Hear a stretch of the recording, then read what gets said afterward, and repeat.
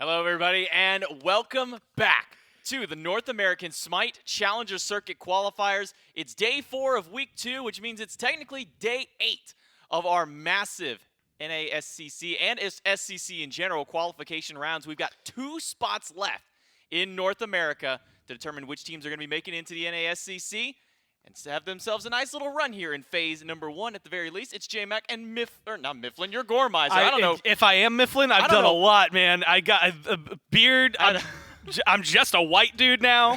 A lot of things have changed. A lot of things have happened. It was a long set with Mifflin, and we had a lot of fun yesterday. But Gormizer, we could have a lot of fun here today. We get to start it out here with LEONCITOS versus the Neighborhood. Taking a look at our schedule, LEONCITOS Neighborhood first up. Lean into it. Jazzy Jaguars will be our next one. And the winner of our first set will play the Great Gentleman. Winner of the second set will play the Fun Havers. And those final 2 games there will be the qualifier rounds. For these first 2, though, it is elimination match.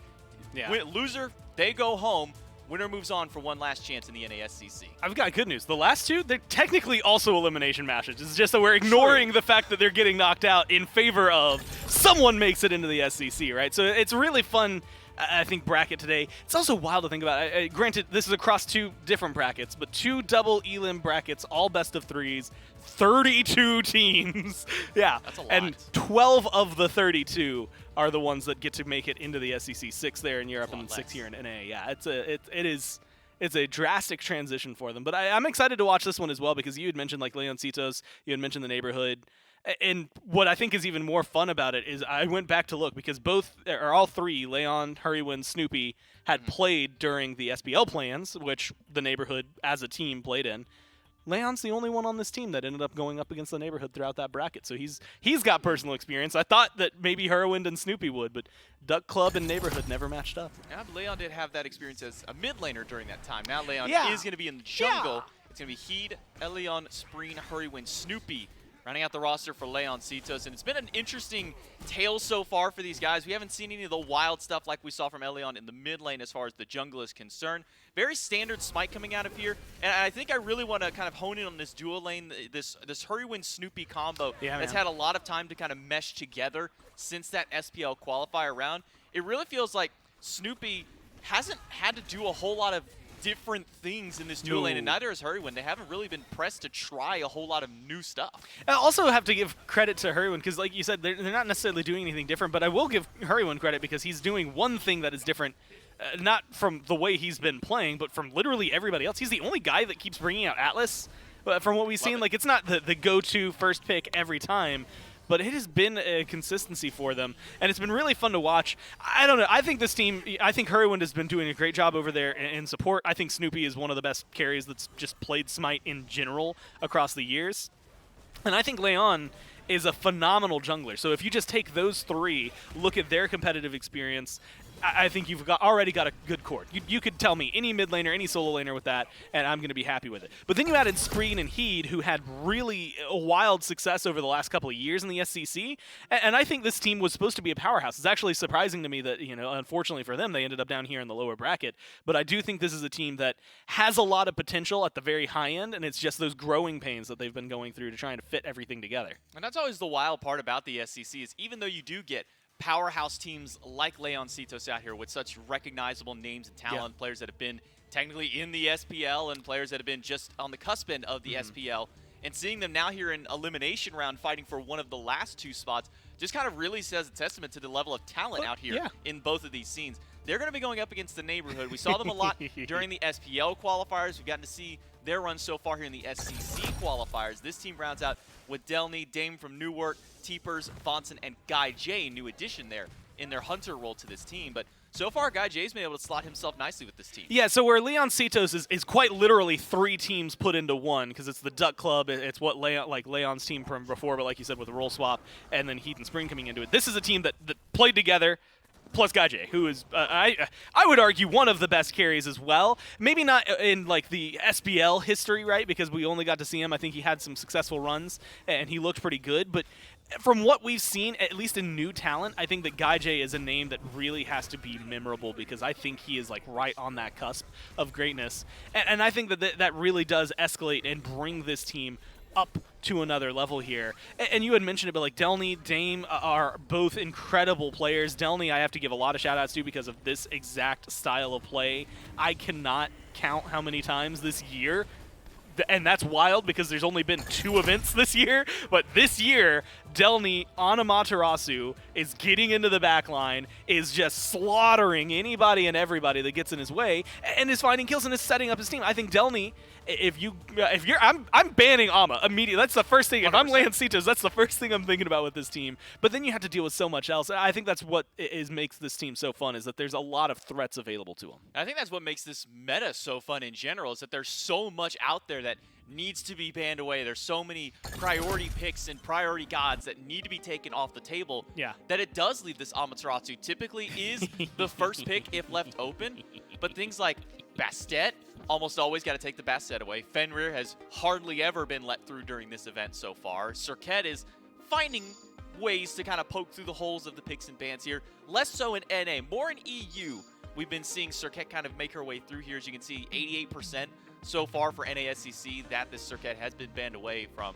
And it will continue to follow that same trend here. Second ban out, or at least the first one here for the neighborhoods, that gets taken away alongside Yamoja and Sun Wukong. I'm surprised we've seen so little Yamoja priority, Gore. It's this weird conversation where what she does is good, but is it as good as the aggression that we're seeing from everybody else? Like, if you've got a Fenrir on the other side, is Yamoja really going to match up into that and balance it out?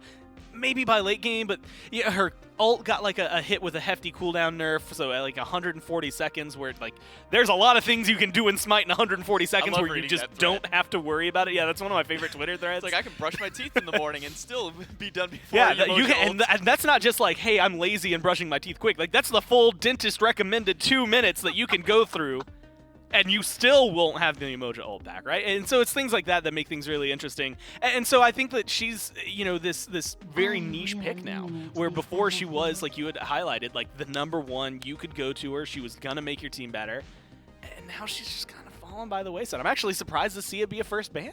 It is going to be first ban with Wukong and Bastet, no surprise, at least on the latter of those 3. And then Serket, Chak, and Cabrakan. Cabrakan, not much of a surprise. He's been a fairly flexible god, 3 different roles that he's actually, I guess technically 4, if I'm including Benny Q's Cabrakan mid plays that he's been doing in the past here. So 4 successful roles on that god, gets banned out. Amaterasu first, and that's what we were talking about. You know, if you allow these players to have the opportunity to first pick Ama, they're just going to do it.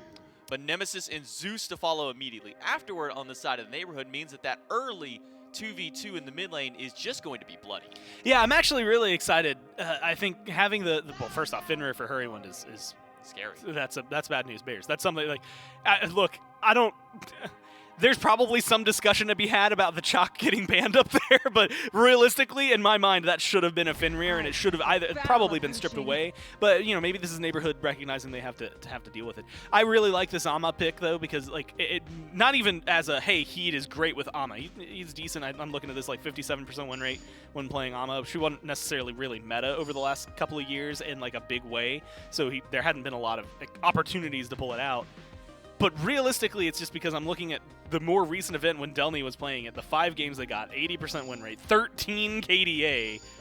I don't want Delny getting Ama, and I said that earlier, but I've got numbers that back the reason I don't want it. And you get that along with this Daji, with the Zeus on the other side, the Nemesis on the other side, even Bellona to a certain extent. There's a lot of lacking of CC immunity. Technically, Bellona, like, she could use her ult, but doesn't she having to use her ult? So I think Daji's going to be able to feast here as well. Daji going up against Nemesis, Zeus, so 2 gods right out the gate who don't have that CC immunity, so a great counter Zeus pickup is right slow, there.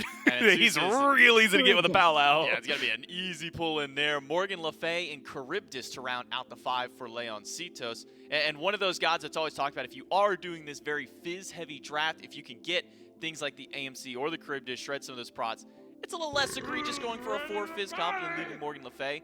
But over to the other side here, Neighborhood go for, they get like Medusa and Bacchus are the gods that we see top 2'd consistently across the board. The fact that they're getting bottom 2'd here, Gore, is absolutely wild to me. It's impressive that this, honestly, I think everybody got something good in this draft. It's kind of weird. Like, we don't normally end up with that. Normally there's someone I can harp on and be like, I don't know, that one might be a little weak, or that one's out there. But maybe Nemesis? I mean, and that's like if I'm stretching, I'll make the argument for Nemesis being the weakest in this lobby, and it's just because of her early game. And honestly, look at the rest of this team. You don't need Nemesis to be your early game. You've got a Bellona who should theoretically be able to fight early on. You've got a good dual lane that's going to be able to get a lot of pressure. I like what we see out of the neighborhood here. That's just whether or not they are going to be able to play it to that level, especially with Adaji potentially going Manic in their backline. Well, it's going to be game number 1 between Leoncitos and the neighborhood. J-Mac Gore and Doug here to start things off. Elion onto the Daji. And going back into what I was saying when we were talking about Leoncitos at the beginning and at the top of the set here is Hurrywin and Snoopy are just doing the same thing that they've been doing since the SPL qualifiers. Yeah. I find it hard to think of what other gods that Snoopy has played besides his Charybdis, and immediately the only one that comes to my mind is Ho Yi. Yeah. Hold on. No, yeah. Okay, yeah. Just Ho Yi. I was trying to think of a little bit more, but there's not a whole others. And what's wild about it, and again, like maybe this is a different conversation, because Season 8 Ho Yi, Season 9 Ho Yi, they seem to be two different beasts.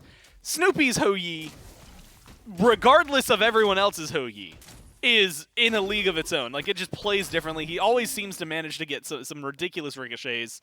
It's so fun to watch. Luckily, I want to say for Gaijay, he's not going to have to deal with that here. But, the Medusa versus Charybdis, like, this one's a really interesting matchup because theoretically the Bacchus Medusa should be able to get some good early game pressure. There's a Fenrir on the other side, so that throws a wrench in their plans. But Charybdis just isn't going to die once she gets her cooldowns on or her Whirlpool form specifically available to her. And so, like, level 1 killing of Charybdis, maybe even level 2, depending on how Snoopy levels the first two, that's going to be, like, your best bet. But eventually, it just becomes a lot more difficult. One of the big questions that always comes with these Fenrirs that get picked up, we know how powerful Ragnarok can be as an ability, but one of the ultimate questions that we always have to ask is how willing are the players piloting this god willing to pull the trigger and actually go for these Ragnarok ultimates, even despite the fact that enemies have beads here. And that's what I'm going to be paying attention to a lot this game is how many times is Hurrywin going to use Ragnarok and going to use it on a target, even if he knows that they still have the beads up, just so he has that opportunity to burn them out. Well, this is where things, I think, get interesting. And this is where I want to watch, I think, Dame and Leon, because when we look at this lane, you had mentioned like beads being a huge deal. You mentioned how like the stuns are going to be up pretty consistently. I think for both Vonson and Hurry, for the CC from Vonson and Hurry, especially when the ult's available, becomes a big deal. But I also think the junglers. I saw Dame kind of fainting over towards the left lane. I'm keeping my eyes on that Daji because when you have a lane that is, I think where they're both just aggressive like this, either they're going to find their own kills or the jungler's going to have to come over and really make the difference. Well, there's a lot of duo, but maybe more so now into the solo lane. Elion in, 1,000 cuts against Delny. A quick beads from him, but that bead's not going to do a whole lot to save you from the damage out. But now with Dame rotating in with a full minion wave blocking Heat and Elion, that will be enough window for Delny to make it out. Dame will now even rotate in and try and go for a blue buff invade.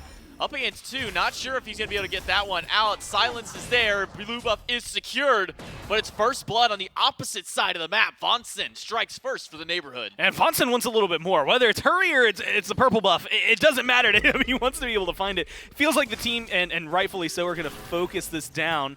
They are able to take that one away, no problem. So pretty happy with the way that exchange goes. You get first blood, you get a purple buff. That's a good amount of gold that goes into your pocket. I'm really interested in Dame's decision, like, because it's that question of who's going to win, 2 people with low mana and half health or 1 nemesis early game. Like, the scales, they follow a really weird trajectory at that point. Dame didn't get the buff, so ultimately it was the 2 people with half health, but it is kind of free real estate right now on the left-hand side of the map, or right-hand side of the map. If you were going to get aggressive, he can't really do too much, doesn't have a lot of mana or health to work with, and so if Delny, either backs off, or if you just happen to be in the neighborhood, if you're Dame, you could start to get a little aggressive on that side of the map. Very early on, a 1,000 gold and XP lead over towards the neighborhood, just off the tail end of that first blood that came the way of the neighborhood. Purple buff invade on the right, on that left side of the map. Vonson and Gaijay were successful taking that from Snoopy and Hurrywin. I should, I guess, just say Hurrywin because Snoopy was still dead coming back to base when that one was going on. And so that gives Hurrywin the opportunity to now potentially leave this lane. We can see him making his way towards mid. and try to start getting aggressive with some of these Ragnarok. Spreen goes in with the ultimate, but how many times is he going to get the fire off? All three. Only one of them hits Teepers. Beads burned by both Vonson and Teepers as soon as that Powwow goes through. So that's two quick sets of beads now down for Leon. And this is where things, I think, get very important. Leon being able to get 2 pairs of beads is a big deal. But how quickly are you going to get active? You've got 160 seconds after getting them there to then use that again. So I'm going to just keep your eye on that diamond as it fills up next to Leon's name, because the minute it's full again, I want to see him in mid, and I want to see him putting pressure on Teepers and Vonson. Not level 5 yet for Hurrywin. Still needs it. Can't get it. If this red buff does go their way, jump in by Hurrywin. And a brutalize up against Dame. Intoxicate, though, does a lot of damage. Hurrywin falling low, and it's Vonson once more who will claim the credit to the kill, but Leon will turn it around and get one of his own by burning away Dame. Being chased by Vonson, though. Don't think that Vonson's going to have enough kill to take out Leon, so 1 for 1 for LEONCITOS. Spreen needs to stay alive here. That's the only thing that's going through my mind. Leon as well.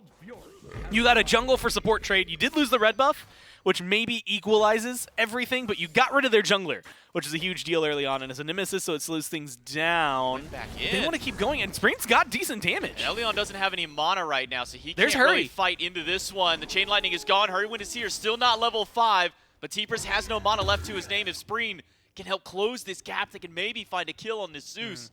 But they're not going to continue that chase up into the depths of the jungle. The red buff is up, but I don't want to go to it just yet. Spreen a little bit more interested in at least clearing out his wave. Look, you have an assassin and a mage. Spreen has enough mana there. I think you forego the wave for a second. You go for the red buff. I think Hurry doing this here, I mean, this is risk and reward, right? If you're able to get this and get out, your Fenrir, you've got a lot of leaps. It should be a big deal. And maybe, you know, early on, it's probably worthwhile getting the wave, getting the experience, just backing off, not putting yourself into a bad spot, especially when Spreen's ult and beads were down at the time. Hurry gets the red, though, anyway, which is big. They didn't last long, but leaving the smalls makes sure it doesn't go on, like, cooldown either. So theoretically, had they not walked up and cleared that, it could have just wonked up the timer for the neighborhood. But they managed to get the timer. They're going to be happy with that one. Red buff still goes over to Hurrywin. So, like, it balances out in the grand scheme. You still get a little more experience. And now Hurry's level 5. Guy J gets some good damage up against Hurrywin. He's got to go back. So that beads timer, that window of opportunity for Hurrywin has slowly left itself away. Now, granted, he did just hit 5 by stealing away that red buff. So he hasn't had that chance to use Ragnarok yet. But now he's going to need Leon for a little bit of extra help one way or the other. One of them's going to need to help and try and burn some of these beads away for a good Ragnarok or Powwow target. And honestly, up against a Bacchus, which I'm surprised that Bacchus, another god without CC immunity, was locked in after the dodge E, but so far no major worries except for Leon. He's got a Powwow to get away from Delny. A lot of damage out of this balloon, but that's the beads now from the solo laner. Dame gonna get yanked back in, saving Spreen's life. A great turnaround here by LEONCITOS. And that's the downside of this Nemesis, who didn't pick up beads. I was going to say shout out to Spreen and Leon, because, and that's, I was about to harp on them because you had mentioned it where, you know, beads are coming back up off cooldown. All of a sudden, the window for Hurry and specifically for Leon was missing on Teepers and Vonson. Don't need that window if Dame doesn't have beads yet. So unfortunately, like, you dumped a lot of damage into Delny, didn't get a lot there. But Leon just happens to be in the right spot, just in range of where Dame is getting aggressive.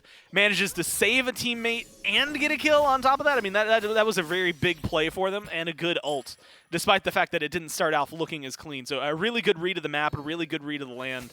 And I think that that's another thing to start looking forward to is where Leon or Hurrywind or Heed, after Heed starts rotating, can get these beads, because that's the opportunity opener. Hurrywin gets beads away from Teepers, but a lot of damage thrown back his way. Hurrywin is gone. Teepers with a perfect turn and burn on the support. Leon goes back in, but no Powwow to his name means he's also got no life right after that engagement. Spreen down to half health of his own, and 2 quick kills on a turnaround by the neighborhood. I'm very impressed, like, the commitment to the fights, to get the kills, right? It doesn't feel like in that position, if you're Hurry, you get the beads, you just want to get out and be happy with that trade, right? And most of the time you do. I don't know how often Teepers drops that ult, like a big teamfight ult. It's only the fact that it's 8 minutes in and you're not worried about a team fight. Like, when are you going to use that Zeus ult otherwise, right? So I love that they dropped that almost instantly to say, you're not running away from this. Like, we're going to get the damage out there. And it's leading into these scenarios where, unfortunately, Hurry, is maybe looking like he's going a little too deep. I think it was a good play up until the ult gets dropped.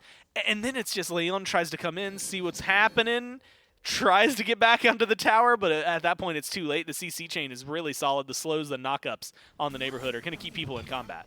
It just felt like maybe a little bit of impatience there by Hurwin, because it wasn't like Teepers beats themselves out of the bite. He pre-beats the bite there. Yeah. And Hurwin bites into him, so he doesn't get that pickup, and then now Hurwin's left a little awkwardly there. Maybe a little bit of a misplay on both ends there, because Teepers was all the way at the back of it. He was all the way in his tier 1 tower. Maybe he could have waited, but just impatience out of Hurwin means that he doesn't get the ultimate out of Teepers there. And you know what? It's a weird balancing. If he doesn't drop it, he probably dies. If he does drop it, they don't aggress, but you look a little silly, right? Like, no matter what, you're not coming out of it really on top. I like the fact that he's just willing to drop it again. When are you going to need that ult in the next, like, 60 seconds, realistically, that it's going to make, like, a huge team fight difference? Maybe if something happens over here on left, but realistically, I think it's something that you can drop, use as a disengage. The downside is now your beads are gone, your ult is gone, and you can see Leon, Hurry, Spreen, they're reading that area. But like you said, I think you look at it, and this is something Hurry's going to be able to do, and maybe necessary because of the amount of beads on the other side.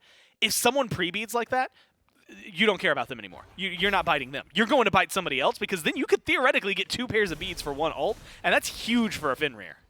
For now, it will be Hurry win level 7 on this Fenrir versus the 8 from Vonson, Elion. Just about everybody a little bit behind here on the side of LEONCITOS. We saw the graphs there a moment ago. It's 3K gold XP. Another ult in by Hurry. Doesn't find any sets of beads. Not even Vonson's in this case. So another Ragnarok gone to the wayside here by the LEONCITOS support.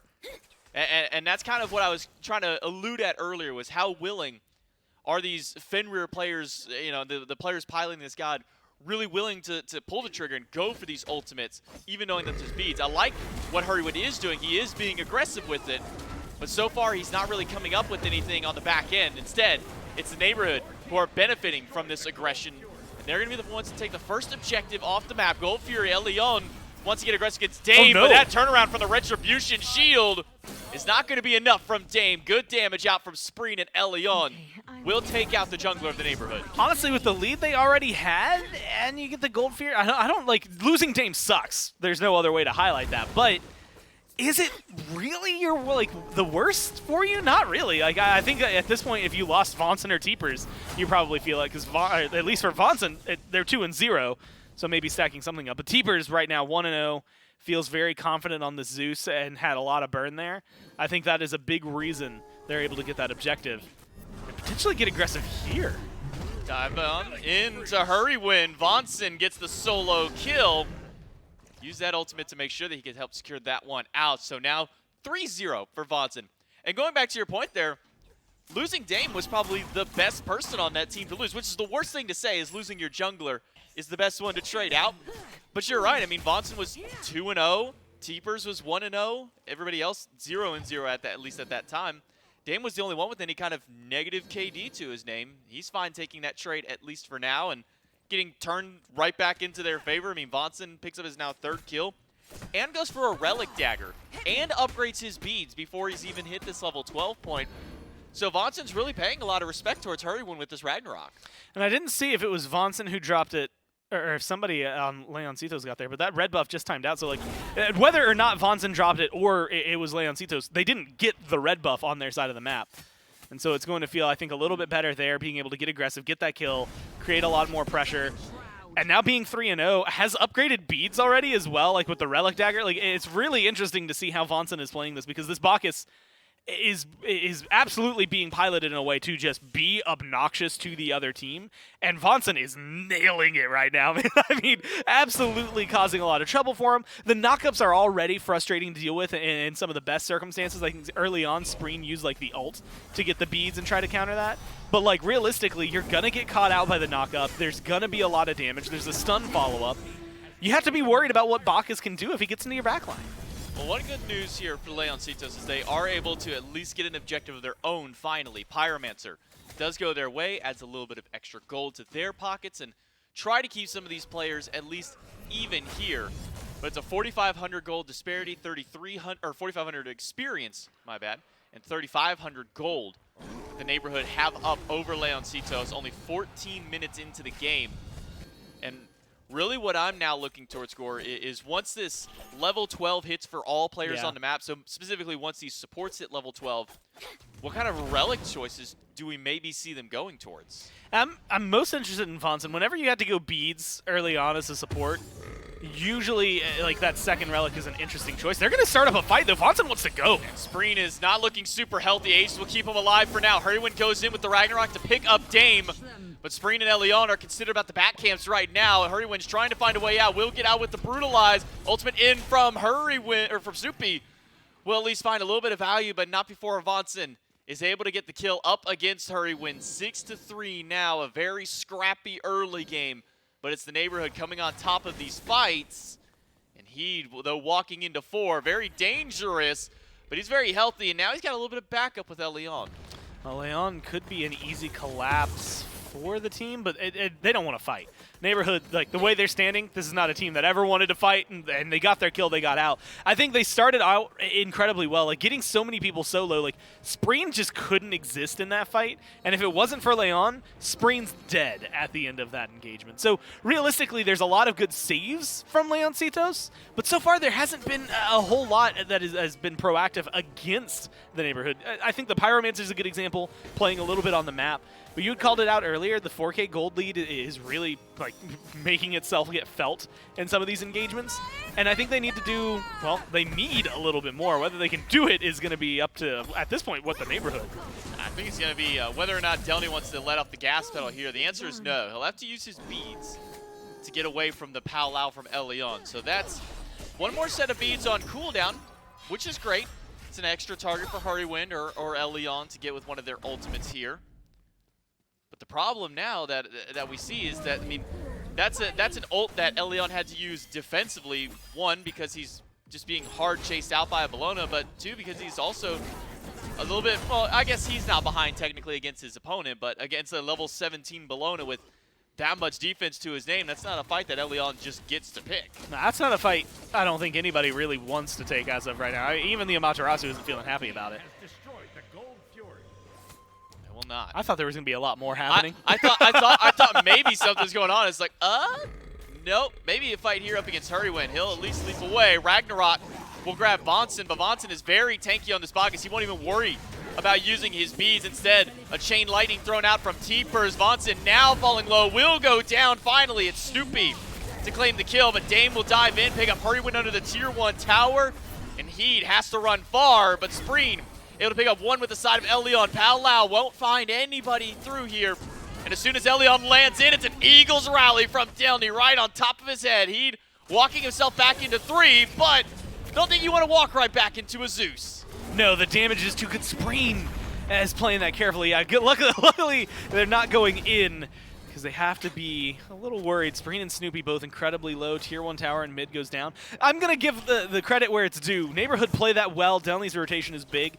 That's not the cleanest fight. I think Vonson probably could have beads way earlier and avoided some of that. Might have actually avoided the entire fight happening if that goes that way, but like gets brought in really deep. I think ended up using the beads. I didn't see if there was a CC on him, but I know at least for like the cooldown to try and leap back out, but unfortunately that didn't happen. Too much damage getting thrown their way. The blink is there.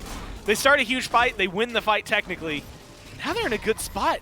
But J-Mac, I don't know. So 18 minutes in, Hurry's in the neighborhood. This might be a risky fire giant. It's just Hurry right now. He's going to need to have perfect timing to steal this one away, but he's not even going to take that risk here on the Fenrir. Instead, Fire Giant, 18 minutes in the game, will go the way of the neighborhood. Last damage hit there was that Lightning Storm ult by T-Pers. So that is the only ultimate down for now, going in towards these team fights. But a decent little bit of cooldown between that Sands of Time and Desolation. That should be up by the time that the neighborhood want to pick another fight here. So instead, after Fire, they'll take that tier 1 and right, and now quickly clean up that tier 2. And this is where I'm more interested in what exactly the LEONCITOS are doing in the neighborhood. They're putting pressure onto tier 2 towers. You've got Heat putting pressure onto a tier 1 and right. I think there's a world where you could defend the Phoenix and then push back the neighborhood to deal with just tier 2s. But they give up the Phoenix to get a little more pressure, at least a tower in the left. So, finding some gold on the map, I actually don't mind that much if you are able to defend against the fire minions, right? It's not exactly the best lane. There's still a tier 1 standing there for the neighborhood, but it is still easier to fight against when, you're looking at the 23-minute mark. That fire giant's going to be respawning. You want to be able to be on the right-hand side of the map. That's the best Phoenix for you to lose in that response. And you're still in a position where you can try to defend the rest of the Phoenixes. I do think that these tier 2s probably gonna have to go bye-bye. I don't think you can stand up and try to defend them as well as you want. I do think there's a chance for it, but it's probably not going to be the best team fight for you, and at least best win potential. So they've already got some deep ward. Actually, no, that's neighborhood deep wards on the right-hand side of the map. I think that if you're LEONCITOS here, you continue kind of playing around the base. Maybe look for some macro plays, send one person off to push the fire minions and potentially take that tier 1 on right. But try to find the little bit of gold that you can that's on the map while still playing defensively. A majority of you do still need to be near the base, otherwise this all falls apart. So far, no one to defend against tier 2 in left side. That one will go down to the neighborhood. Tier 2 in mid will now be the final tower standing on the map if LEONCITOS decide to defend there, but it doesn't seem so. There'll be Dame rotating in, so a 4-1 split between the two teams here. LEONCITOS will send 4 to this left side to aim towards the Phoenix. Dame should be able to solo that one out in mid, no problem, as far as the tier 2 is concerned. So a massive influx of gold into the pockets right now of the neighborhood, but maybe that gold won't matter as much if they can find a pick here, or maybe 2 against this Phoenix. Snoopy used the Whirlpool form early. Vonson taking a lot of damage, has to get out speed. He goes into the back line, finds a couple with that ultimate, but a lightning storm by T-First trying to keep himself safe. Will have to use the beads to get away from the powwow while Delny dives to the back line with the Eagles rally. T-First, though, gets picked right back up by Hurrywin, and a sloppy fight across the board leads to, so far now, a 2-for-1 for LEONCITOS, as Spreen does manage to find Dame. I mean, getting rid of Teepers is such a huge deal, and you've got enough health that you should be able to put pressure on the carries. Like, GuyJ has to play carefully here. GuyJ is getting body blocked on his autos by Hurrywin, but Hurry doesn't want to keep eating those autos. Unfortunate acid spray, though, off the mark by GuyJ. Damage in from Spreen is going to be good. Elion on the run, but now so is Vonson. Snoopy putting out big numbers in the backline. Vonson and GuyJ both low. Vonson goes down. Snoopy has now turned his sights towards Delny, but Delny, that's exactly where he wants to be. He'll take down the carry, but not until he loses his life right after the Elion. I mean, there's J-Mac, there's so much that happens there that is going on. Fire minions are coming in from right, so your Titan's taking a little bit of damage. You still lose the Phoenix, but you wipe out a majority of this power play, at least 45 seconds of it at minimum from Teepers that is completely gone, and now with 10 seconds left. Like, GuyJ, this really doesn't mean anything outside of, hey, you can strip away some of the jungle.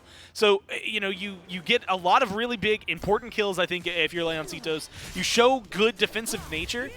But I want to say there was also a little bit of, like, hard-headedness from the neighborhood, just kind of like, we're going to make this happen whether it's a good idea or not at the time. I think there's a lot of teams that, maybe experience that first pushback. They lose, like, Dame, or they lose Teepers, and they just fall back away from that Phoenix. So I admire the tenacity because they still get the Phoenix, and that gives them a pretty big advantage in the next Fire Giant fight. Again, look at where the Fire Minions are on right versus where they're going to be on left. Someone is going to have to be on left committed to this, and nobody has teleport, so they will have to take the long path over to the FG. Right side, you clear up those waves, you're right by the pit. It's going to come back in about like 30 seconds or so, 20 seconds now. And so I think this is a good spot for the neighborhood to be in, despite the fact that that was such a heavy loss in numbers during that fight, because they still got the objective they wanted at the end of the day, right? They still get the Phoenix, the base is still open, the threat still exists on the map. All they need to do is win this fight, and they're going to have a numbers advantage. Well, it is 11-9 on the scoreboard here for the neighborhood after a 4-man wipe on that left side Phoenix. Good defense at LEONCITOS. They still lose the bird, which is probably the most unfortunate part, but look how far that Snoopy has pushed this wave up in preparation for this Fire Giant fight. Neighborhood will pull it first. It's a 4 versus 5. Carry still not in area here for LEONCITOS. He will try and go in and steal it with a dazzling offensive, but will not manage to do so. Instead, it'll just stun out Dame, but he gets hit by that Petrify. Downey gets hit by the Eagles Rally, has to use the ultimate to get themselves out, and Heat on low health is now going to be sent on his own wild goose chase to see if he can make it back to the base, but it doesn't seem that the neighborhood are concerned about the chase. They want this mid-Phoenix. Yeah, no, a lot of that play was when is Teepers going to drop the ult? Because once Teepers drops the ult, they're going to burn the Fire Giant, and that's exactly the play they go for. They get it on all 5 members, they're getting aggressive, but Snoopy has a big stun here. Hurry finds Teepers in the backline. Leon up onto the Powwow. How many can he pull in? Teepers doesn't have the beads. That should be an easy target to yank in, but an Aegis right after to immune the damage. Heed is holding out as many as he can in the backline, but it's Delny against the world on the enemy team here. Leon will go down, and Delny will continue the onslaught now with Dame at his side to take down Hurrywin. Spreen, Aegis is already gone. Beads, the only defense that he has left. A good Dragonflight to hold Leon back, but Snoopy turns it around. Double kill for him to hold them back, and once again, Leoncitos managed to hold back the neighborhood. And it's so awkward. You got minions. I honestly, I think, no, I don't know that you can live through it enough. I wanted to say maybe Guy J run over towards right and just kill a very, very small, like, weakened Phoenix here.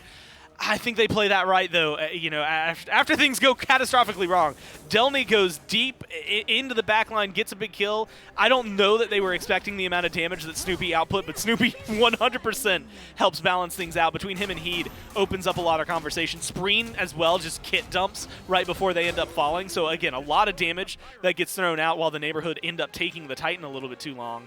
And now they're in a fun spot. You've got 2 people with, admittedly your carries, but still with Fire Giant. So you lose a lot of the power play potential. Left side Phoenix is respawned. Right side Phoenix is still up. I mean, Leoncitos have been, at this point, lost all 3 Phoenixes. Not all at once, but at least have lost every single one of them. And they've still done a really good job of keeping this game where it's not as out of hand map-wise, base-wise. Gold is a different story. How far they can actually extend from their base and feel safe. I mean, the 3 towers that are standing for neighborhood have been there for like 10 plus minutes. Well, I guess they've been there the entire game because they spawned in. But like, they should have died in theoretically a nice like back and forth game a long time ago. So I think that Leoncitos are doing a good job of stopping the neighborhood from winning, but they haven't gotten a lot that's allowed them to start winning the game themselves.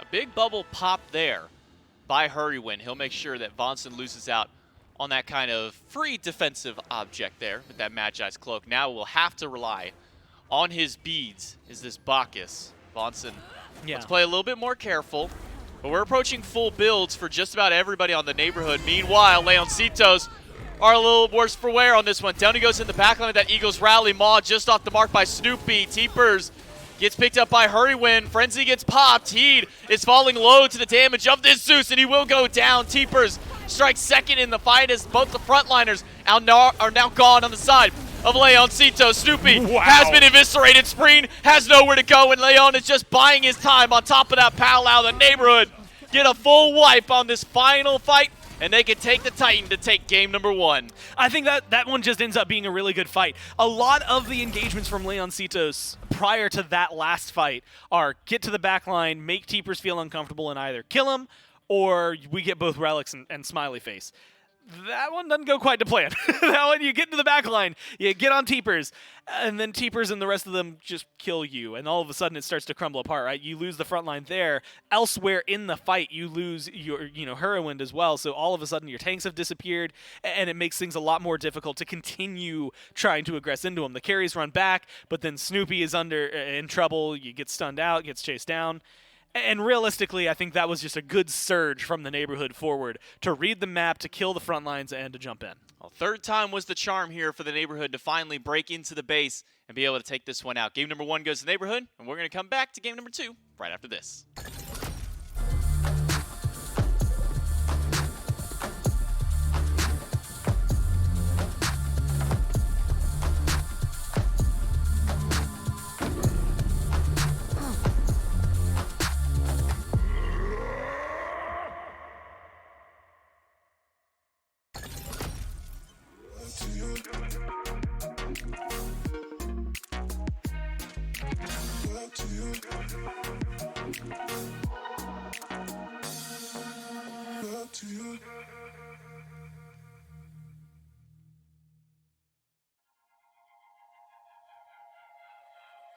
Came from a broken walking home, I've seen so many people go.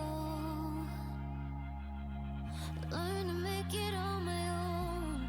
It's easier for me to be alone. So how are you? Keep cutting through. Maybe you're not like the other guys. And only if I could give you a chance. Show me that you mean it. We'll feel some type of way.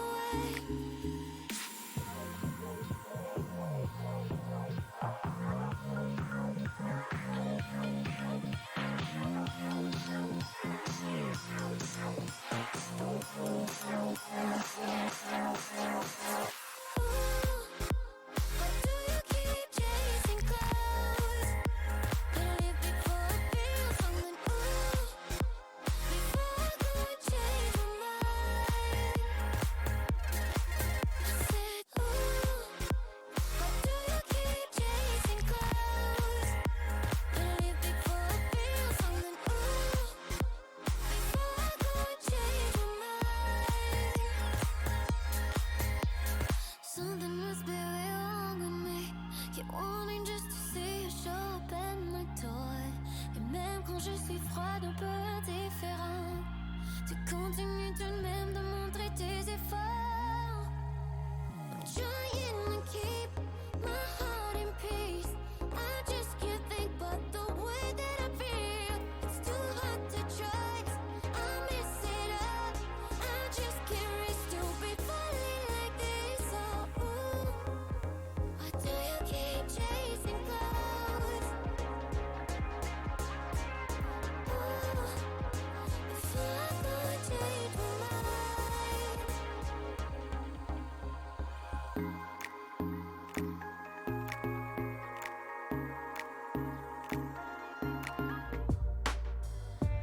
Let me be your compass rose. Through a storm, I follow wherever. Hi, Twitch chat. I'm breaking all my promises now. Send a signal from the little brook. The moon is big, the night will fall soon. And you try to remember, you run it through your mind. It feels like forever since the last time.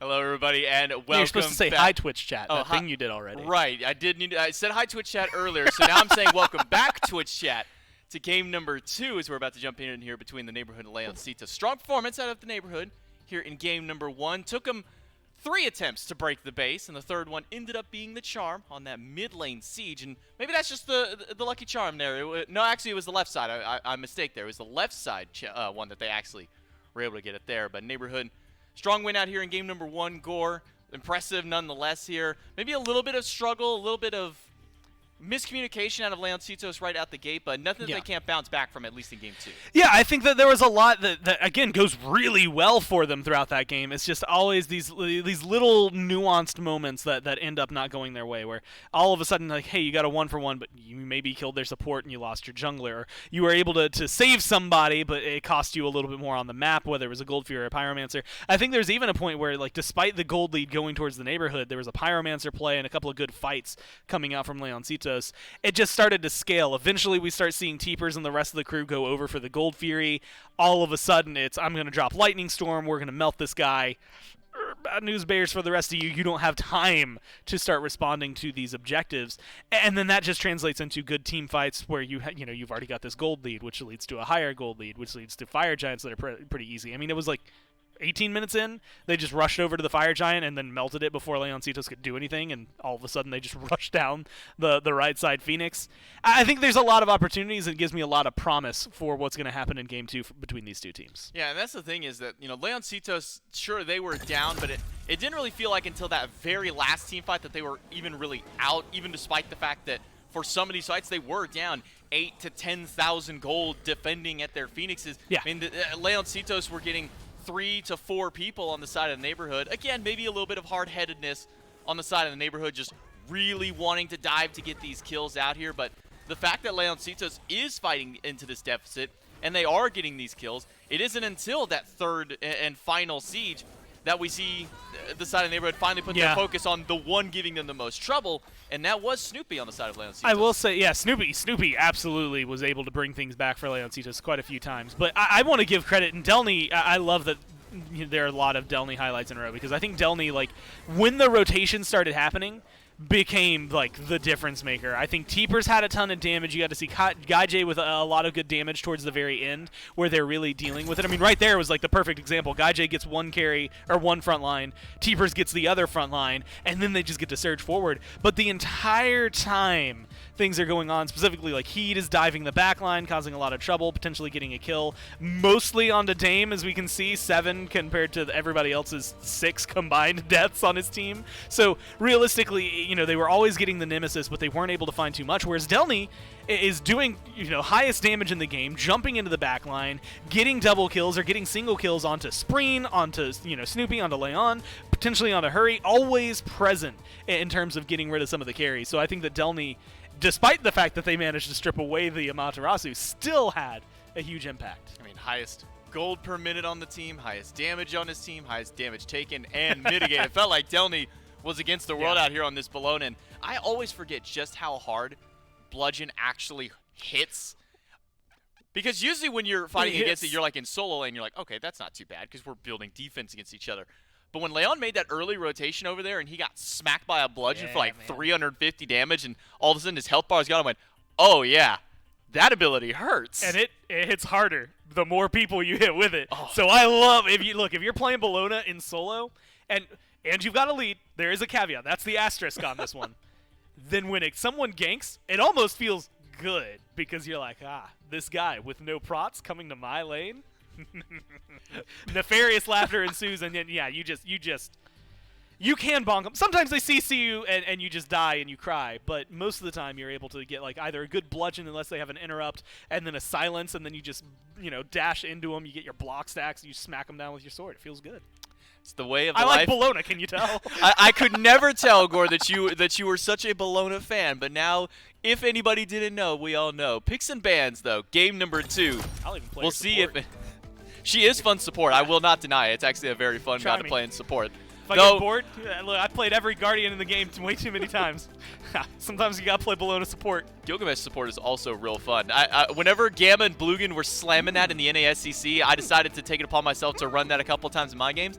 It is surprisingly a lot of fun here. But as far as the picks and bans are concerned for game number 1, Circuit, no surprise, that one is going to be banned away. Zeus, though, LEONCITOS do not want to let Teepers have another field day on this god, and they do not want Gaijay to have another field day on this Medusa. So that is going to be 2 quick carry bans on the side of LEONCITOS. Yeah, I love that. I think, first off, Medusa's just been nuts. I like this week, these last 2 weeks, and even a little bit before that. Season 9, she's been performing really well. And Trelly was talking about this yesterday, and I'd be fully inclined to agree with it.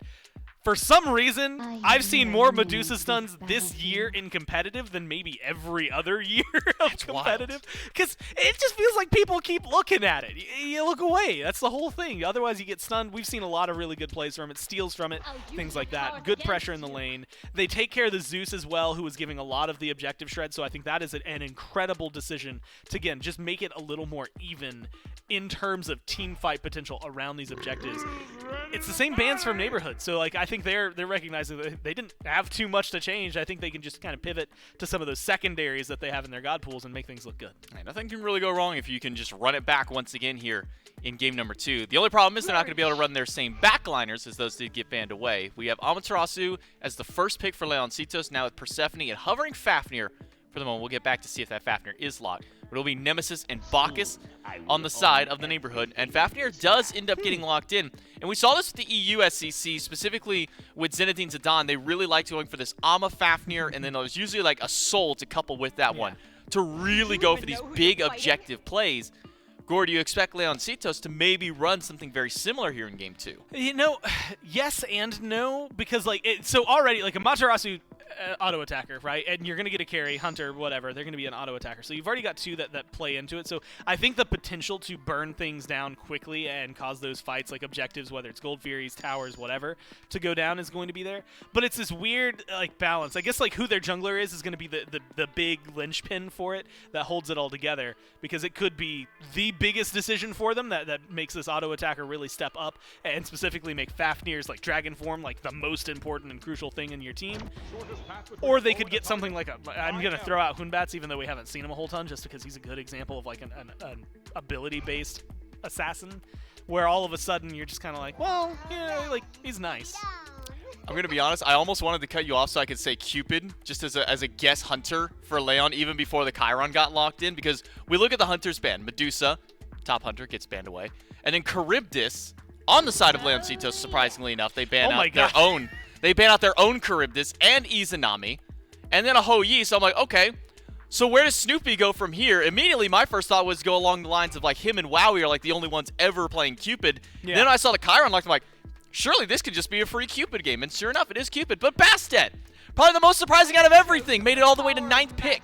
And gets locked in for LEONCITOS. That's the key. That's why. That's where you were going. It's not oh, hey, Bastet got locked in. I'm so surprised. It's, how did I forget about Bastet? Why is Nemesis even on the table when Bastet was available? At least going into the jungle, like she just does so much so good.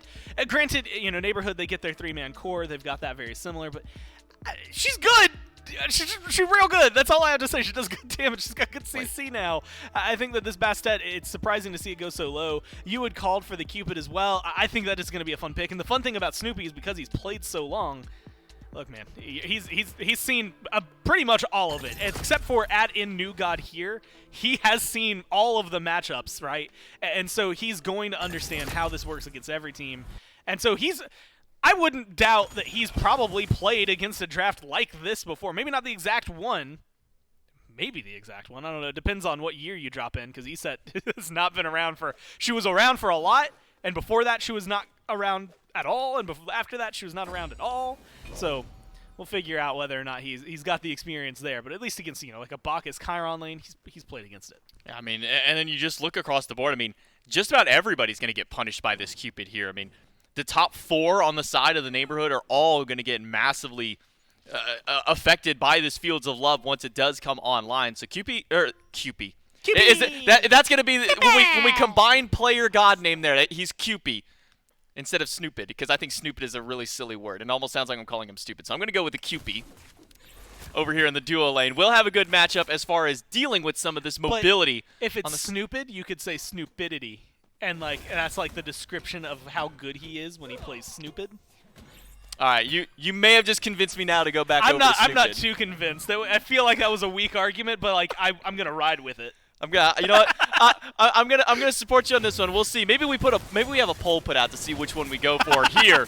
But Leon jumps in on this Bastet that made it to 9th pick. I can't believe that we just initially brushed that off entirely. I forgot about her. E-set in mid. Maybe another one that's kind of surprising over anything else. Guy J in danger on this Chiron. Does have to giddy up, kick himself on away, kick Hurrywin back so he can run back to safety here in this duo lane. But a Cupid Fafnir getting wave pressure over a Chiron Bach is maybe a little surprising. Yeah, honestly, I feel like it has to do with when we've seen Bacchus a lot lately. Most of the aggression, actually, we might have to hold that thought. Guy J, he's getting the distance between him. Vonson with good body blocks is going to be able to stay safe. But most of the time, we've seen it with a Frenzy, right? And whoever the Bacchus player is, pops Frenzy, they get in the lane, they whoever carry he's with clears, and they feel good about that amount of pressure. Vonson's gone beads again, right? Vonson has essentially had to go beads again. And now is in this position where all of a sudden, you're losing that pressure just because of how much this Cupid's able to control a little bit more with his lane clear, as well as what specifically this Fafnir is doing in terms of like stuns and controls and stopping this Bacchus from getting aggressive. So that's a good dual lane for them.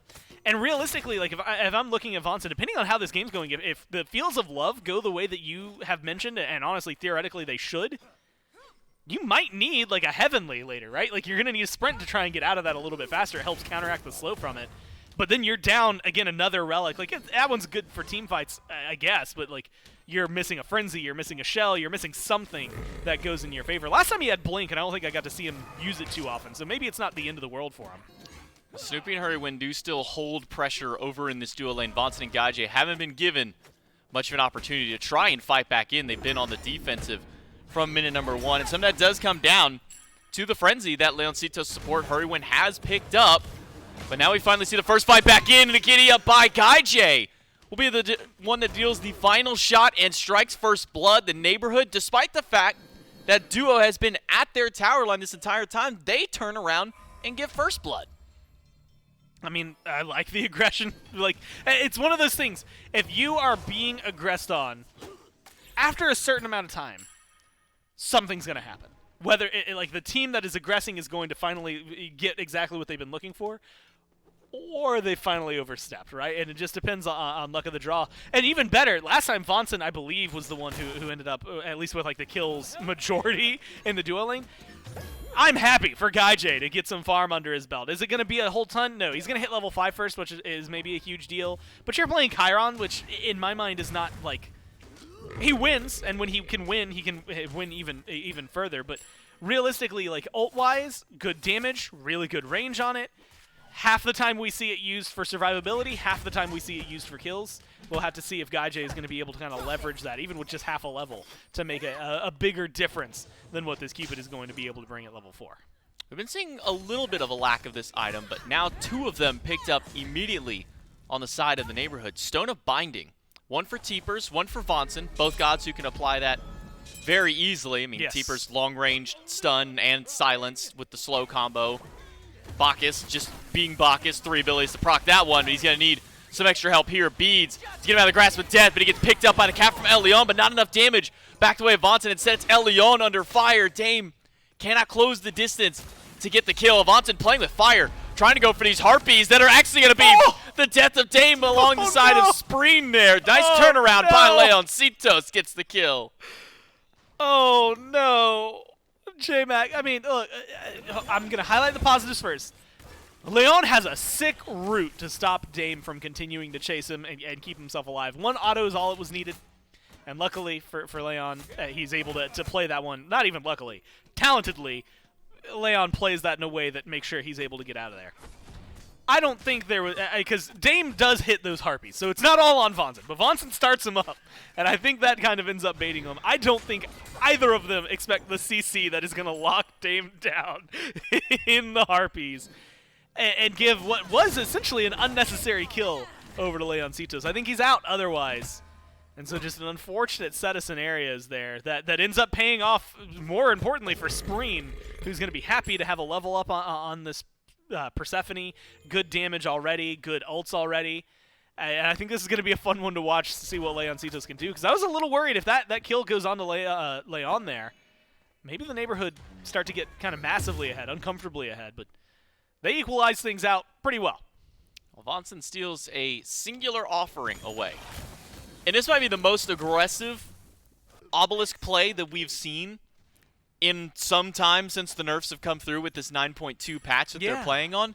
That might be the most aggression that we have seen, is a 5-minute support stealing a single offering. It's usually not until like second, third spawn that we really even see these kinds of plays where the supports are willing to go back there now because of how much less valuable and just how much more you take damage-wise in order to try and steal those ones away here. Good to see that there is still some aggression towards them. Keeps a little bit of flavor out here, I mean, at the very least. It's that thing you mentioned, though. You know, you don't think about it. If you hear 10% and 15%, we might have to hold that thought. Vonson gets a 3-man Intoxicate. But he's going to get picked up by a cat, stuck inside the grasp of death, and a kill the way of Spreen here. 2 up now for the mid laner. Guy J, low on mana, used the last of it to giddy up on out, but it's a big silence. A massive spirit ball and a bigger circle of protection right after. T-Pers finds a big turnaround kill, taking out Hurrywin. That's wild that that's only 1-for-1. That feels like such a huge fight for both teams, and it's just the supports that go down, at least for the time being. Spreen's going to look for a little more. Big silence, though, by T-Pers. Spirit ball just off the mark. Heart bomb in.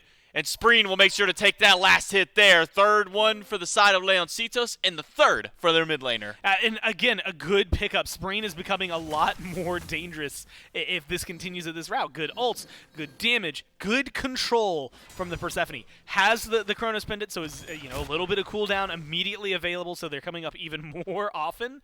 But I think you get to see the benefit, and this is some conversation to have, although, again, Vonson forced to beads. He might not even get away with this. So far, it's just the silence. Gaijay very low in mana, needs to wait for the amount to get that giddy up, and he'll have just enough after last couple of seconds to find his way out there. That was almost a little Scooby-Doo moment there of its own, because you see, Hurry and Snoopy staring at Gaijay, who's at the purple buff, and then Vonson turns around the corner and sees the two of them staring at his team, and he goes, "Hey guys, how's it going? What are you looking at over here?" And then obviously we have a little bit of a brawl. Beads have to get burned by Vonson because of Fields of Love by Snoopy, but just always a fun moment seeing stuff like that. Yeah, always fun. And I know I was going to make a point about this earlier. It's just Hurry. No, it's not just Hurry. He's got Leon now beside him. All of a sudden it becomes a huge deal, and there's a good chain. This is a huge fight. Grasp of Death catches Dame, but it's only against the wall, so it's not as big. My God. Circle protection almost saved Teeper's life. But Elion with the cat will find the kill in the crossfire. 4-2 now up for the Order side team. And again, good play and good rotations coming through for LEONCITOS. I mean, just making sure they're in the right spot. It feels like it's just Hurrywin, and then all of a sudden Leon's here, and then all of a sudden Spreen's getting aggressive. And then you just start to see more and more stacked onto the fight until Neighborhood just don't have an answer for it. There's too many people. Circle protection. I mean, you see Teepers go to 1 health, not 1 health, back to 0. And it's just how much can you pull back? Ouch. And double ouch there as Dame and Delny team up to take down El Leon. Beads are not going to save you from all the damage coming from those two. But even despite the kills that LEONCITOS has been able to put up now, only up 4-3 as far as it's concerned, Gore, if you look at the charts here, gold is basically dead even, if not even favoring the neighborhood here at times. Experience kind of teetering back and forth between these two teams, but LEONCITOS haven't really been able to do much with this 3-0 lead that they have on their mid laner. And that's, again, where the pressure goes is always a huge deal. Spreen, I think, is going to be able to pay off with that. Again, 1 level lead. You're 3-0. You've got a little more gold. Oh yeah, because Stone. I saw it and I was like, wait, how are you an item behind? And then I remembered Stone of Binding is a lot cheaper than most tier 3 items because it's not a whole tier 3. It's just the tier 2. Is it the last one? It balances things out. Is it? It might be. But Teepers is in trouble. Teepers does give the circle of protection for some extra health. Stays alive and trying to get those last couple of autos to break himself out of the cage. Hurrywin transforms in. Heat on the backside. Wants to close this kill on Teepers. Has to use the dazzling offensive to do so.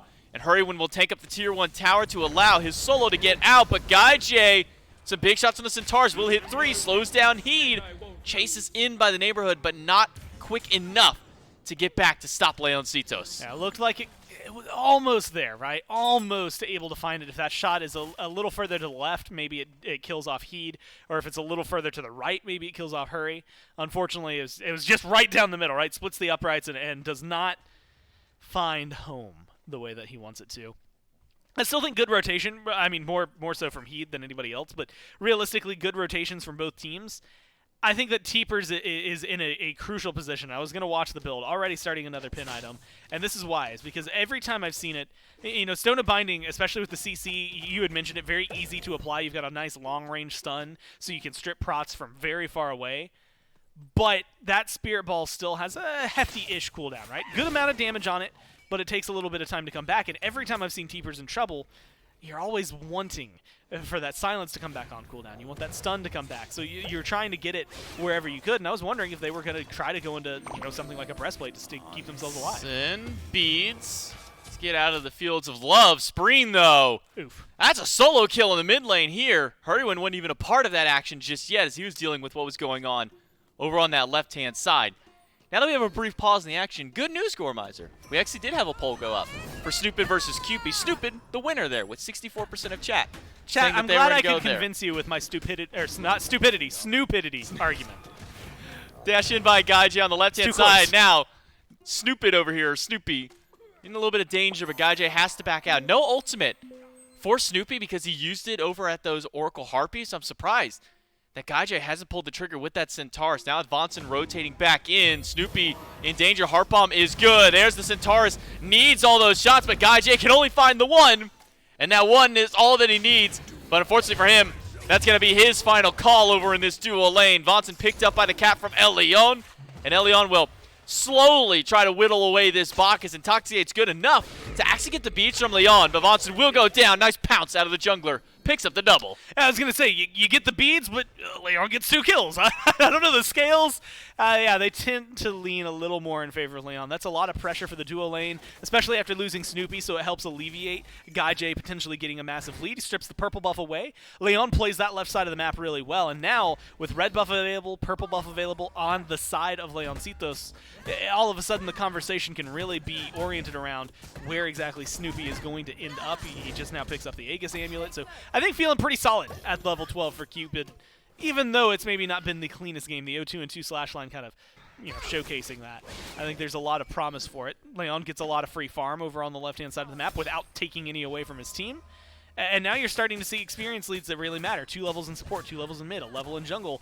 Granted, it was, just 2 levels, now 1 level down there for the solo laners. But admittedly, late game, we can see what I think both Bologna and this Amaterasu has to offer. I think he'd had some really good plays last game and has had some great plays so far this game. So that's going to be all on the rotations. Delny was a huge difference maker. We'll just have to watch the rest of the team. Gaijay goes in aggressively with the giddy up. Snoopy goes the wrong direction with his dash. Picks up a couple hearts. But Centaurus dealing a lot of big damage out here for Gaijay. Again, only needs the one to get the kill, but Snoopy goes down. So in my mind, Dame has that kill. Gaijay did not need to ult. I don't think so. And with Aegis available, maybe it's better for confirmation. And again, you get the kill, and so at the end of the day, no matter what, it's worth it. But I feel like that was a Gaijay statement of that's my kill, and not letting Dame have it to be able to get that. Plus now he's 3-1-1, and they did manage to find again another good execute. Well, not an execute, but just really good damage off of that ult. But he has the majority of the kills right now, so realistically, especially with the way things have gone for Teepers, feels like if you can get some pressure onto the Chiron late game, that might strip away a lot of the potential for the neighborhood. It depends on how Teepers continues to translate. I mean, right now it's 3-level difference in mid. Not 4-0 and 2. It wasn't getting leveraged crazy hard when it was a 3-0, but Spreen has been on the money the last few minutes. Hurrywin aggressive over towards this red buff. Same with Spreen right behind him. Hammer goes out, but it will be nicely body blocked by Dame. Spreen throws out the ult up against Teepers, gets caught inside. Does have one of those vines holding him on. Ult for ult trade out here. Teepers will be able to walk away. I say that. Hurrywin wanted to play very aggressive on this Fafnir. Yeah. 2 levels up for Hurrywin, 2 levels up for Spreen right now. Really the only leads that Neighborhood have been able to pull have been on the side lanes here with Delny and Gaijay respectively. Dame will have to get away. Dash gonna be caught out by the hammer, gets the bead, turn around, ultimate in, on top of Snoopy. But pop goes Dame. I mean, Leon and Snoopy goes down. Another masterful shot by Guy J. Picks up his 4th kill, but that's gonna be the end of his life here in the middle of 3. Spreen on the rampage. We'll pick up another one. Vonson belly flops in, picked up by the cat, and that one should also go the way of Spreen. Double kill and 6-0 for the mid. I love the way they play that against Snoopy. I want to say Snoopy's this close. I mean, he almost gets that heart. Does that end up negating the masterful shot damage? I'm never gonna know. There's a lot of numbers behind there. Someone in chat could probably figure it out if they have how many hearts that it takes to heal up however much damage Guy J's masterful shot at this level is going to do. Either way, the rest of it's just beautiful. You get Leon using his ult in a really good manner to avoid some CC to stop Vonson from finding a kill. You manage to get Hurricane, Spreen specifically, with some really big rotations, good control in those team fights, and it's just separated enough. I mean, it almost feels like they're just going one by one by one by one when they find those. Vonson's fight and Dame's fight in that team fight were drastically different times and in drastically different scenarios, and so all of a sudden it makes it a lot easier for LEONCITOS to just come in and sweep up whoever's left, because there wasn't a full 4-on-4. It was kind of 4-on-1, then 1, then 1, then 1. And so it makes things a lot easier. LEONCITOS are able to pull not only that, but the Fury afterward. It's a lot of gold in their pocket. That level lead that was 3 in mid is now 3, but Teepers just hit 14, so it's a lot closer to 4 than it is to 3, which makes things a lot more uncomfortable, I think, for Teepers.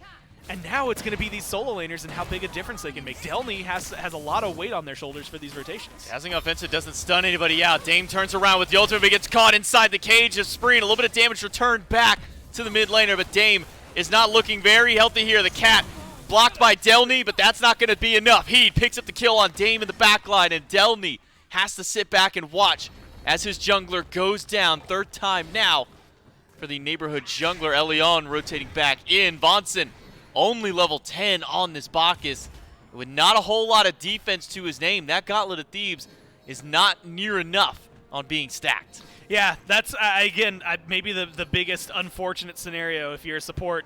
That's a lot of health you're missing out on. You look at the level 12 to level 10 as well, all of a sudden there's a 2nd relic in there. Oh. Good stun, good taunt as well. And I think you have to look at Vonson, unfortunately, just in a scenario at 0-4, just not able to get a whole lot done. And now they know Kaij's on the other side of the map. J-Mac, they're going for a Fire Giant. I mean, all 5 for LEONCITOS are here. You might as well. Frenzy's been popped, and that should be the objective unless there can be a steal in here. Teepers has got to work quick, but Teepers gets locked out by that Grasp of Death. Perfect ultimate in. He'd barely able to make it out of that one. Fire Giant goes the way of LEONCITOS. Add a Pyromancer to their pocket as well. And now we're looking at a 4,000 gold lead up for LEONCITOS as they've been slowly escalating that lead as this game has been going on here. Experience as well, so heavily favoring LEONCITOS early on. Unfortunately for them, there's no Fury to take, but they got the 2 big objectives on that right side. All right, I'm going to give some compliments where compliments are due. And I'm going to talk about where things went wrong for Neighborhood here, because realistically, Leon is having a much better game this time on Bastet than Leon had on the Daji. I think the Daji had some really brilliant moments, and we got to see some good ults, really good saves, but it wasn't anywhere near as impactful. 5-1 and 5, I think we're seeing a lot more from Leon. Kills in the left lane, pressure in the right lane, kills in the mid lane, and then presence around these objectives has just been so much higher overall on this Bastet than what we got to see out of the Daji. And part of that is Leon. But I think Leon, again, and I have to say this about the Daji, was still playing a really good Daji. I think it was the elements around the Leon, which brings me to Spreen, who has played the lead on this Persephone really well. The damage is there, the control is there, the itemization I think is really solid for what Spreen is bringing, and so all of a sudden you're bringing so much, and compared to where Teepers is, they shut down this mid laner. I mean, Teepers is 1 in 5, and Spreen has just been free casting, it feels like, in the back line, and is able to find huge ults like this. Teepers locked down inside the Grasp of Death. Vonson tries to zone out, but Vonson doesn't have the health or the defense to do so. Left side Phoenix goes down, Teepers goes down, and it's 2 away from the Neighborhood, plus their left bird, mid bird will be on the docket next once that tier 2 tower goes down. But again, this just comes down to how far behind Vonson and Teepers are. Yep. They don't have health, they don't have defense. I mean, Vonson belly flopped like 4 people, and then just died, similar to how Delny is losing a lot of his health right now. He's got to back himself away. Mid-tier 2 gone, and mid-bird right after. And again, you mentioned not just leads, but like the control that they're really showcasing here. Teepers falls behind, super early. ESET, one of the best ults in the game when it comes down to objectives. I love Spirit Ball as an ability. It's slow. For some people, it's very easy to dodge out, and if you have a dash or a leap or something like that, you're going to be able to juke it most of the time. And admittedly, that is a lot of Leoncitos. They're going to be able to avoid a lot of it. But if you go into this and you're connecting on those, that Stone of Binding is helping a ton, your Silence is helping a ton, but you have to be at minimum even, right? If you start to fall behind, as we saw, it just becomes damn near impossible to fight this game the way you want to. The damage difference, I believe, between the mid laners at this point, is massive. In fact, ESET is at the bottom of the charts, below the Bacchus, who is also behind. And so, you're really starting to notice that Teepers isn't hitting the abilities. The Wing Gust isn't doing a lot. And in the best scenario for Teepers, it's this. You're getting hit by an ult and then chased down with auto attack. You have nothing that you're able to do. Both your relics go on cooldown. And at the end of the day, it doesn't make a huge difference. You're still in the black and white for 40 seconds, and you're not going to be able to help your team. So I think it's such a massive gap in mid super early on. I just don't think that you go back to the C-set next time around. No, especially not if you're going up against this. Maybe also, don't give away a Bastet 9th pick. Yeah, that definitely doesn't help too much. I don't think that ever really helps your case here. Dame trying to turn against this Bastet, but he is losing this match. The cat just off the mark by Leon. So for now, Dame will be able to dash away. But Leon, hot on his heels on this Bastet, will be a nice little chase at here. Cue the Benny Hills theme to see how long this one ends up going. Is Dame really wanting to go back in this one? Does have the shield to get a little bit of healing back if need be. Will pop it there. Pounce goes through most of it. Huge. This is a lot closer than it should be. There it is. And that's what I was saying, than it should be here. Leon does find the scratch right after. That'll take down Dame. 50 seconds on the black and white. But again, it does slow down LEONCITOS for how long that Dame bought time there. You know what? I think if there's, it's the first item, so obviously it's been there for a while.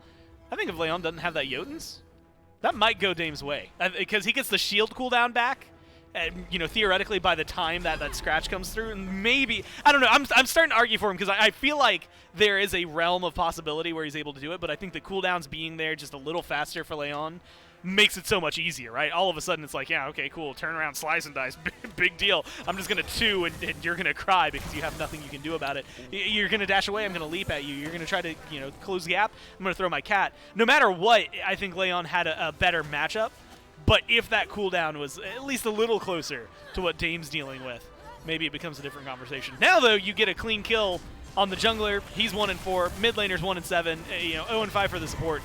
There shouldn't be a single red player on this side of the map, and there isn't. Neighborhood recognize that there's no way you're going to defend against that fire giant. So now the conversation comes, pressure from this lane. Can you defend, and how well can you do it? They've got Circle of Protection because they didn't try to fight. I think if they can group up and get some farm, even if they don't get farm, they're going to have to group up. I think that this is a fight that could still go the way of the Neighborhood if they play it perfectly. Delny already half health. That's not perfect. In the midst of the fight. That's not a great way to start this one out. He's going to have to go back and regen, which gives LEONCITOS plenty of time to strip away this right side Phoenix. Left and mid are coming back up. Vonson, though, he's going to go to the grayscale screen. A belly flop in is the last thing that this support gets to do. As soon as he lands, it's immediately met by death.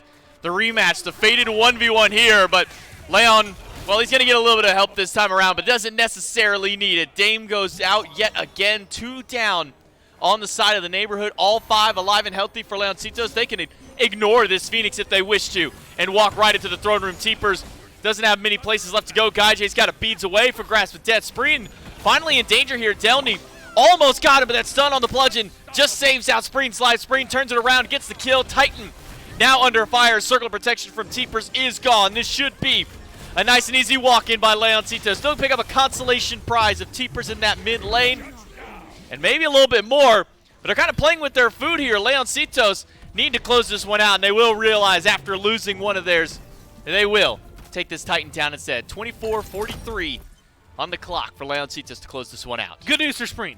Only 1 death, so that doesn't affect his KDA. All right, instead of 7-0-10, you're 7-1-10. So the numbers still add up to be about the same. True. You know what? That is a good point here. LEONCITOS, though, they tie up this set with a win here in game number 2. We'll come back right after this break for game number 3.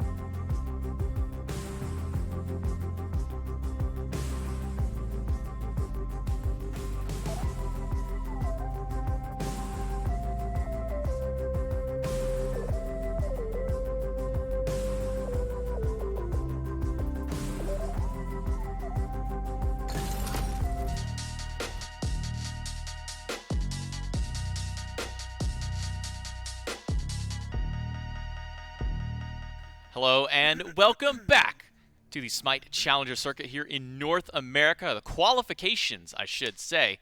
Neither of these two teams are going to qualify into the NASCC with a win in game number 3 just yet. Instead, they're going to have to fight just a little bit longer. So right now, they're playing for their chance to play another set of Smite here. And LEONCITOS with a very commanding win in game number 2 is probably the best way to put that. Because over in that mid lane, man, I mean, Spreen just popped off from minute 1 on this Persephone Gore. Yeah, and honestly, I think that, again, we mentioned it, I think, at 3-0 for Spreen, where things didn't seem that great. We were like, well, I mean, I don't know, man. It's only a few hundred gold. You're like a level up. Well, what are you doing with this lead? And then the next time we go to Spreen, Spreen was the team name last year. You're 4-0. Got 3-level lead, you got a lot of gold in your pocket, it all of a sudden feels really good, right? It's like just a matter of a single kill, a single team fight that ends up working out well for them. So I think that already just in mid was really good. And it works so well because the opposition, the other side of that was Teepers not having a great game, right? I mean, unfortunately, you know, I guess it's the same side of or two sides of the same coin, where Spreen looks phenomenal and Teepers is like 1-8, I think, at the end of that one. It just did not hit the E-set early on, did not get the control that you wanted, did not get away with the play style they needed, and all of a sudden you're missing a huge chunk of your team fight because your mid laner is just non-existent for the rest of the game. And I think one of the points that you kind of brought up during that game was, yes, the dodgy in game number 1 looked really good for El Leon there in the jungle, didn't have quite the level of impact that this Bastet had in game number 2. But I just want to go back and hammer to the fact that this was a 9th pick Bastet. This was the last god that LEONCITOS locked in. And with the performance that this god has had across the last 3 weeks of competitive play that we have seen between the 2 weeks here in SCC and the 1 week of the SPL qualifiers, you can't be letting a god like this go 9th pick. And mind you, that means it was 5 full bans that had come through at that point. Correct. And that a few of them had limited Snoopy down to playing Cupid. And that talking point got overshadowed by the fact that Leon had a 9th pick Bastet. Like, you know, the Cupid, I think, looks really incredible throughout a lot of this game, gets a lot of good damage. But it really does come down to Spreen just being absolutely nuts, Leon being able to play, I think, an incredible game. And again, I think the Daji was a good game.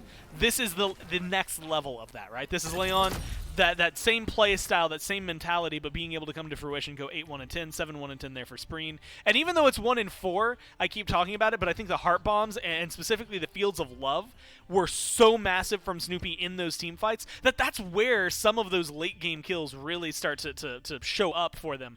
Granted, it makes it a lot harder to argue for Snoopy here when I see 22,000 damage and 19,000 damage, but I do think that he played a huge part of that. I think GuyJ on the other side did a lot to pull back in favor of his team, but unfortunately he was kind of alone. Like, by the time Delny was able to get involved, things were already out of hand. Dame tried to keep the ship right, but it just, everything was going wrong in support and mid, and it just made it so much more difficult to shoulder through the rest of it. I try not to usually do a lot of quick math on the cast, when here, because, you know, that's one of our #1 rules is don't do math on cast. But you'll say 2 + 2 = 5, and it'll live with you forever. And that's just how it goes. Spreen had as much damage as Dame, Vonson, and Teepers combined. Yeah. On one singular god here. We'll see what happens, what adjustments are made, though. Picks and bans for game number 3. Winner, they move on for a chance to qualify. Loser, they go home. So you want to win this one to still have that chance to make it into the NASCC. I can't help but notice convenience happened to be working with you. The numbers were no longer on screen when you did that math, so I can't call you out if you're now wrong. They have to go back in the VOD to fact check me. Yeah. Someone's gonna, now that you, okay, look, you said it. I did say it. Someone's gonna do it. If I was gonna offer them the capability. They were gonna have to wait until Smite VOD put the thing up. I guess they could also just scroll back in the VOD just a minute or so there. If you really want to fact check me and see if my numbers were correct, by all means, go do If he's wrong, go to Twitter. Go to JMac Tucker. Tag him on Twitter. And _JMac Tucker. _JMac. I'm unfortunate that I I'm always part of. forget the underscore. I'm a part of the unfortunate crowd that's in the underscore group, either at the beginning or end of the name, because our actual one is unavailable. Am I the only one? No, Trelly has Trelly Rally. Aggro also had aggro. He didn't have aggro for a while. Then he did get aggro. I'm the only current caster outside. Me and Trelly are locking it down, because Dave's got like Dolson Live, Mifflin I think is like Mifflin TV I think so. or something. Your underscore? We're going. I'm under.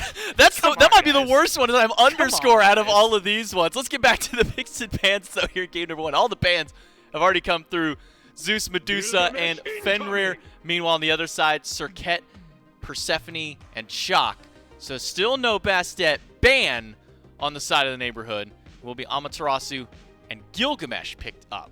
And this Gilgamesh leaves a little bit of that ambiguity as far as this god is concerned. Now with this Bacchus, takes away my hopes of at least maybe a Gilgamesh support, but it does still leave open the possibility of Gilgamesh solo lane or Gilgamesh jungle. And Snoopy, I almost called him Snoopy here for a moment because we were going on that tangent for a while. But Snoopy gets the Charybdis as a second pick this time. Snoopipdis. You did not convince me with that one. Especially not with that face. I just, okay. I don't know how we shortened that one, I'm going to be honest. That might be the... We don't, when you say We- Snoopipdis or you don't say anything. Snoopipdis is very fun. Even if it sounds so It dumb. almost sounds like you're saying stupendous. Yeah. Snoopipdis. Stupendous and Kabrakan, and then a Bologna on the opposite side. Bastet! Hey, there's a talking point, Gormizer. I actually do have a legitimate talking point outside of that. Okay. Am I clear? Okay, Yeah, you're okay, good you're to good. go. I don't know how I feel about this Gilgamesh. I'm going to be very happy to eat my words, but I think if you're locking him in, when was the last time we saw Gilgamesh ban this year? I mean, like maybe a couple throughout this, like in the jungle, and maybe if you're looking for somebody, but he has not been at the top of the list. So picking him up this high, either your bottom two need to be absolutely nuts, I think, if you're the neighborhood, or this Gilgamesh has to have a lights out performance, because it just feels like it's in this. I'll happily eat my words, but it feels like it was given a lot of precedence in a place that really didn't necessarily, like, it's not necessary with how often he's getting picked. I'm sorry, I know the camera wasn't on me, and I'm sorry that I'm laughing. I'm still thinking about the Of stupid... Snoopit. Yes, I'm still thinking about that. I don't know why that one has cracked me over everything else out here. Bastet, Nemesis, banned away, Hoyi, and Izanami on the side of LEONCITOS. They'll take a couple hunters away. That gets a Heimdall pick out here. Now that we've seen kind of the top 3 hunters taken off the table, Heimdall seems to be kind of slotting himself back in. Over in the EU scene, Heimdall is kind of even seen as a first pick potential for some of these players. Yeah. The way immediately coming to mind, E-Chrome, kind of one of those big ones there. Fafnir, Tiamat picked up by LEONCITOS to get a little bit of power and a little bit of aggression back there. I mean, Hurrywin had a great performance on the Fafnir game number 2. But Zhang Kui, not what I would have expected here as a 10th pick. Yeah, so when I look at neighborhood, and I think Bacchus, Bologna, you're running the tier list, right? You've got some top 2s. You get Heimdall, so you're running like a 3rd, 4th rank hunter so far, right? It's nothing out of the ordinary. Zhang Hui, who lives in this weird in-between world where sometimes he's the best and sometimes he's the worst, and most of it depends on who's playing him and what you've got going on around you, and not actually the god himself. So we'll see what that's offered for. And then you got Gilgamesh, who's in that weird middle ground area as well. So I'm excited to see what they can do with this, whereas when you look at LEONCITOS, top pick, maybe like a 3rd pick mid, and then 3rd-ish, maybe slightly lower support, and then top pick, right? Like overall, you've got a lot of power picks, I think, that are on this team, and that we have seen perform really well. So I'm excited to see what they're going to be able to do with this team comp. But more excited to see what Neighborhood have to offer. Vonson didn't just have the best second Bacchus game. The first one was really solid. So how they take that in stride, I think, is going to be the big deal. I think maybe the fact that there's no Fields of Love and Ragnarok to really kind of deter Vonson may help him out here, at least in game number 3, Gore. We got Doug sitting by once again for our observer here in this first set of the day. First of 4 sets, and 2 of those sets will be qualifier rounds. Those will be our 3rd and 4th ones out there. And the winner of this one will be the one moving on into that 3rd set to see who makes it into NASCC. You want to get your best foot forward. Maybe not reveal all of your cards right at once here. And I think we're going to be talking a lot about this mid lane specifically, just because the Zhang Kui seems kind of out of pocket, considering Thoth, Agni, Merlin, probably 3 of the top mages right now. None of those ones got banned away, Gore. Those were just open. It kind of hurts when Thoth is available. Like Merlin, I could maybe jump over, and maybe a couple others. Thoth is real good. He's just really good right now, and I do miss seeing him. I think it would be interesting, but again, I think Spreen is on a very comfortable pick. That is a power pick. That is a very safe pick. So not only do you have good survivability, good setup, good damage, kind of bring the whole package to the table. Zhang Kui brings a lot to the table as well, but it's a little harder. Delny trying to bring something to the table for his team, though. Stun after the beads by El Leon is going to lock Delny in place. We'll get a big bludgeon slam up against Heat, and that little bit of damage is just enough to deter LEONCITOS from going too much further in this fight. Delny will be able to make it out of this 2v1. I love seeing this pressure immediately onto this side lane, because where have things been consistent? Like Delny, I think even in game 2, again, I said by the time that Delny rotates over, things are out of hand, but even still, Delny was able to have a decent impact. And Delny was a big problem in game 1 on this Bologna. And so I think this is a good call from LEONCITOS to try and shoulder that and push it down and lock it away as much as they can. But I think they still have a lot of presence elsewhere on the map, right? Snoopy's going to be a big problem. He was the saving grace in game 1 despite how behind the rest of the team was. So I think he's going to be able to have a pretty good game on the Charybdis. And it's going to be Leon in the jungle and potentially dual lane right now. That makes a difference. Jay does get to his Bifrost. Vonson body blocking, but he doesn't want to body block too many more shots here by Snoopy. Though Hurrywin a little bit low on mana, doesn't have too many abilities left in the kit to throw out into this lane. No beats by Guy J used that time around. Just ate that stun, ate that damage that came from Snoopy. And he'll be fine, at least for the time being. Him and Vonson both falling very low in that engagement. Yeah, I think that's a good amount of control. The LEONCITOS are able to kind of flex around in the lane. Again, compared to a Bacchus, I mean, Heimdall maybe isn't like the most controlling dude in the lane, but he still can bring some good damage, especially with the Bacchus beside him. So I think impressive from Charybdis. And Snoopy kind of showcased it. Who was it? It was during the plans. I don't know if you remember this. I can't remember the team. It might have been Neighborhood, or it might have been Fun Havers, who sent their solo laner over to the duo lane against the Charybdis, waited for them to come back from purple, jumped on them, killed the Charybdis, because she doesn't have any safety at level 1, and then teleported back over to their lane. That's the kind of play, like, you can get a really early kill on the Charybdis. Granted, they do have to make some quote-unquote mistakes at that point and play their lane as if there isn't a solo laner lurking in the jungle. But I think that there's some merits to trying to shut down a Charybdis way earlier, because now Snoopy, like, worst case scenario, Snoopy hits beads and then hits 3. Drop kick just off the mark by Dame, thanks to a whirlpool by Snoopy, but Dame is level 5, wins a Shamash. Should be enough to help close out that kill. Vonson does have to dive in with that belly flop. And once again, it's the Neighborhood coming up with first blood. This time, just like in game 1, it'll be on the back of Vonson. And I like the way that they're starting things off, but now Vonson's in trouble. Vonson goes down. Good ultimate by El Leon to hold him in place. It'll be a 1-for-1 trade. Jungler this time picking that one up. I'm going to be honest, Gore, that's one of the first times I've seen the Mummy Kabrakan skin, especially his ultimate. I was thinking that as one well. threw me off for a moment there. I had to double take and see what that was. I was trying to think of a fun name for them outside of like walls, or I guess like because of how they look, they got the hieroglyphs. Tablets? Slabs. Yeah. Tablets is another good one. And I thought slab, and then immediately I thought to the King Ramsey episode of Return Courage the the Slab. Cowardly Dog. Return the slab, which again for a lot of people watching probably goes over their head. God, Or it doesn't. Courage was a very look. Courage is a very important TV show, and a lot of people should go watch it. Definitely. And It's especially, fun. they should also watch that episode specifically, because that's That probably episode and the episode with the guy who like keeps saying naughty in a really weird way and has like the razor and is like trying to shave him. Like that, they're creepy episodes, dude. They've lived with me for years. That was not a kid's show, and this is not a fun time for Guy J. He's got to use Bifrost to get back towards that tier 1 tower, just barely in time. Thankfully, he does still have the beads between that last engagement to be able to get himself out there. Nice ult, though, by Snoopy to force that one out of him. Vonson rotating back over to once again just try and go for a purple buff secure here. Hurrywin doesn't want to give it up for free, but as a lone Fafnir, not an immense amount of steal pressure. And I don't think that Hurry wants to try and leap in to steal this one. As soon as he sees Dame, he'll go ahead and leap himself back into lane. But once again, we see Vonson go for the Stone of Binding start compared to rushing in towards his Gauntlet of Thebes. And based off his second item, Gore, I don't even know if Vonson's going to go for a Thebes. Yeah, last time around it took him a long time, as you just said. Most of the game.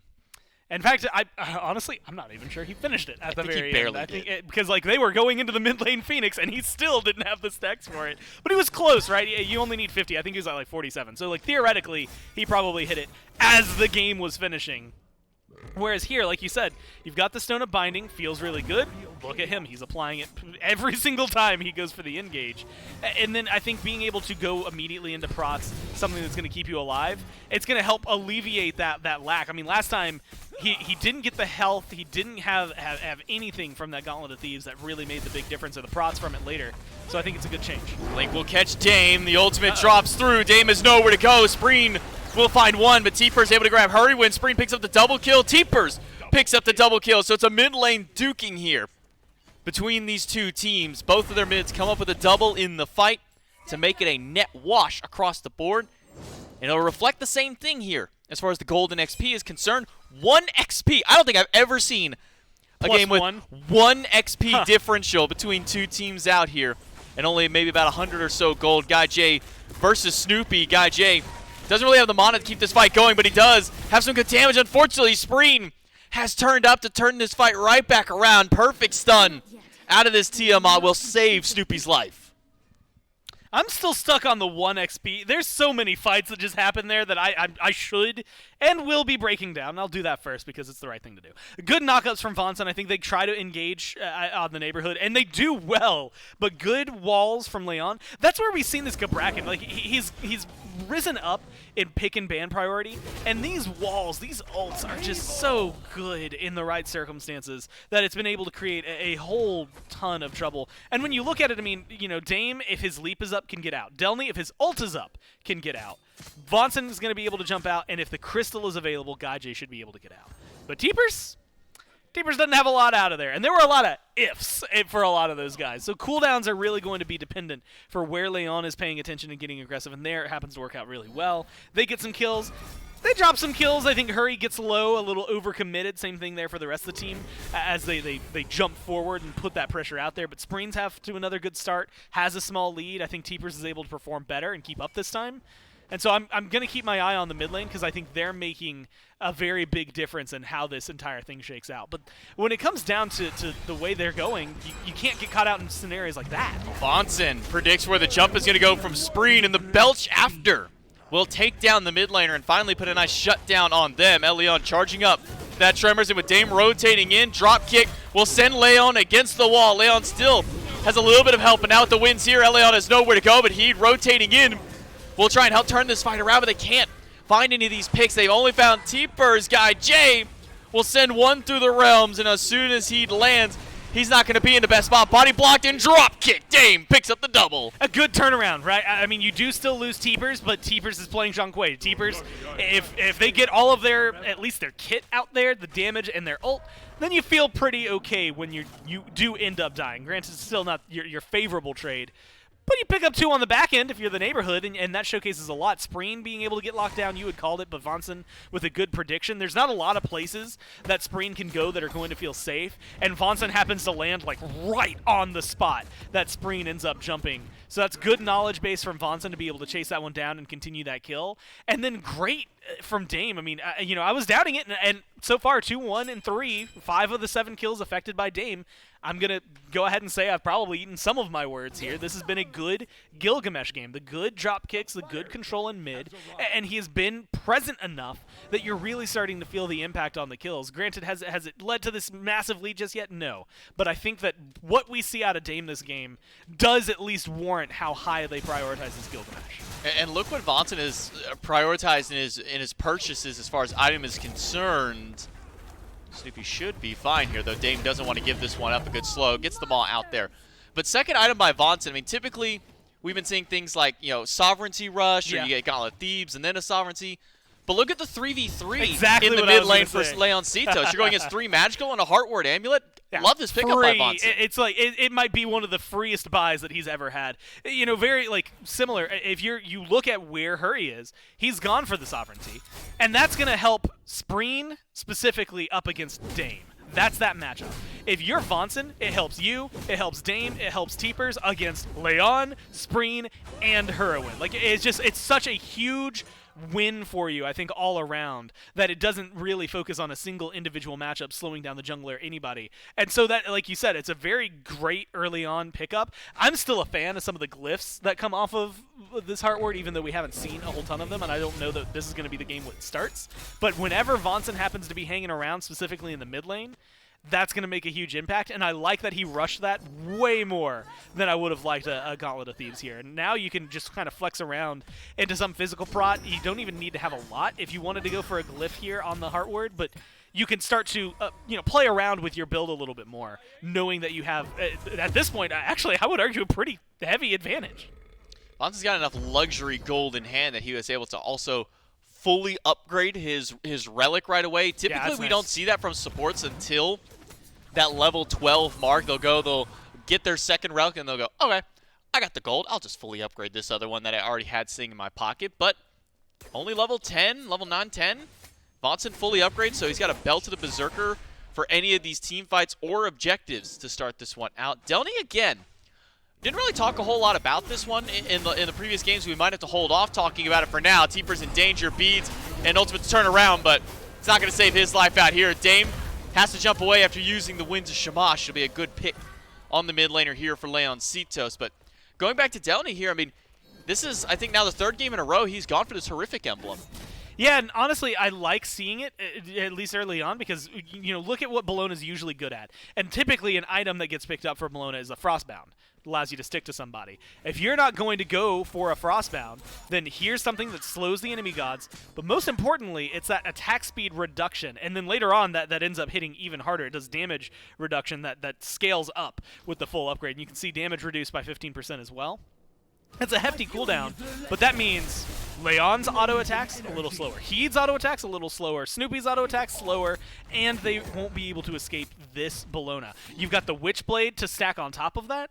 Delny is a walking debuff at this point because it is just attack speed reduction, which right now total is what, 40% that he's going to be able to stack. I have no idea off the top of my head if that DRs over everything, but Snoopy, all of a sudden, you've got this Aussie. You can go chin size. You can go, XYZ. Odysseus' bow to add up and stack up as much attack speed as you want. But you're going to be feeling that. And then Delny, now with the Shoguns, is going to improve his autos, Dame's autos, and, of course, the Heimdall. And admittedly, Teepers as well, who throws out a little bit. Granted, you're not thinking of the mage as the auto attacker, but, Zhang can hit pretty hard. I like this build so far just because it does give, again, a walking debuff, a really good presence in teamfights that's going to cause a lot of disruption for LEONCITOS. 1v1 between the Hunters will not be much of a 1v1 anymore, as Hurrywin and he were rotating over towards the left side, so that'll break up the Hunter boxing match on this side. 14 minutes in, gold basically dead even, experience at this point pretty much dead even as well. 4 gold, almost got to that 1 that we had earlier on in the XP. On the side for the gold this time. But 200 gold and XP kind of back and forth between them means that this game is dead even here, 14 minutes in. But where those level leads are probably is the most important one here. I mean, Delny hasn't really joined much of these team fights just yet, but he's sitting 2 levels up over Heed. Yeah, and again, it's things like that, man. It seems... I don't even want to say small. That's a massive lead for a solo laner to be able to pick up, and that's how game 1 went, that things started to pivot. I mean, look where Delny is on the map right now. This could be a good gank on the mid, or they could rotate all the way over to Tuho, try to get this kill on the Snoopy, or on the Hurry. I just grab Hurrywin. He's already used his transformation. He's asking to de-transform to leap away. Vonson catches that leap, and the Winds of Shamash should be enough to lock down Hurrywin. Drop kick against the edge of the wall will keep bouncing him right back in place. Hurrywin's got absolutely nowhere to go. Snoopy can only sit back and watch as the support goes down. Delny, I actually like this rotation. I'm almost upset that Vonson and Dame back there because I feel like you get that presence. Delny's over here. You could probably flex into at least starting a gold Fury, try to bait it out. They're missing Hurry, so it would force at least someone else to move forward, or LEONCITOS would have to make the awkward decision of not fighting there, right? And letting the Gold Fury go for free 15 minutes in. So maybe it's not the ultimate flex that Neighborhood could have had, but with Delny still hanging out over here and Hurrywin just now respawning, they've still got that flexibility to work with. Delny will pull the Gold Fury. Blink over to the left-hand side, though. Guy J in the 2v1 might not be winning this one out. Bifrost gets him away from Snoopy. from one auto, but then right into the clutches of another auto. Vonson stunned out of his own belch, and he continuing that chase in, forces Delny to rotate back in. So Gold Fury pull ends up costing the Neighborhood. They lose their Hunter for that trade. I think if Gaijay is in the fight with the Gold Fury, at the Gold Fury, that's an easy pull. And I think they just do it, I mean, really just 30 seconds too late, 20 seconds too late, right? Like, two of them back and then come back and start up the Gold Fury. Delny was over there. I think you started up first, fight while Hurry isn't even around. He's dead. And then when he respawns, by then, you should have the objective. Gaijay's not in trouble because Leon's not over there. Things like that, right? So maybe just like a delayed call on a play that really could have worked out well for him slightly earlier. And now it gives him an opening, a good kill onto Gaijay, especially a beautiful read from Snoopy in that scenario to know that the other Crystal was right behind him and just turn and throw one auto for the kill. I think it's created a world where LEONCITOS can do exactly this, go over and flex their comp. You got a Fafnir, you've got a Shoguns with the Way of Heat here. This Gold Fury does not stand a chance. LEONCITOS, they'll be able to take that one nice and easily. And the Neighborhood just have to watch it on the minimap. I mean, they have the vision there, but there's no way they can rotate in that quickly, and there's no one who can take that away. Vonson gonna take a lot of damage here. That Minotaur slowing him down. He'll use the belch. He goes past it, thought maybe he was gonna go in for a fight. Instead, it'll just be Gold Fury and a tier 1 tower for LEONCITOS to swing the gold, about 700 their way. 1v1 between the Hunters yet again, but Snoopy with a 3-level lead nearly wins that one out. Hurrywin wants to close this match out. He wants to take out Gaijay, but Dame says no and makes him think twice about jumping in that tower.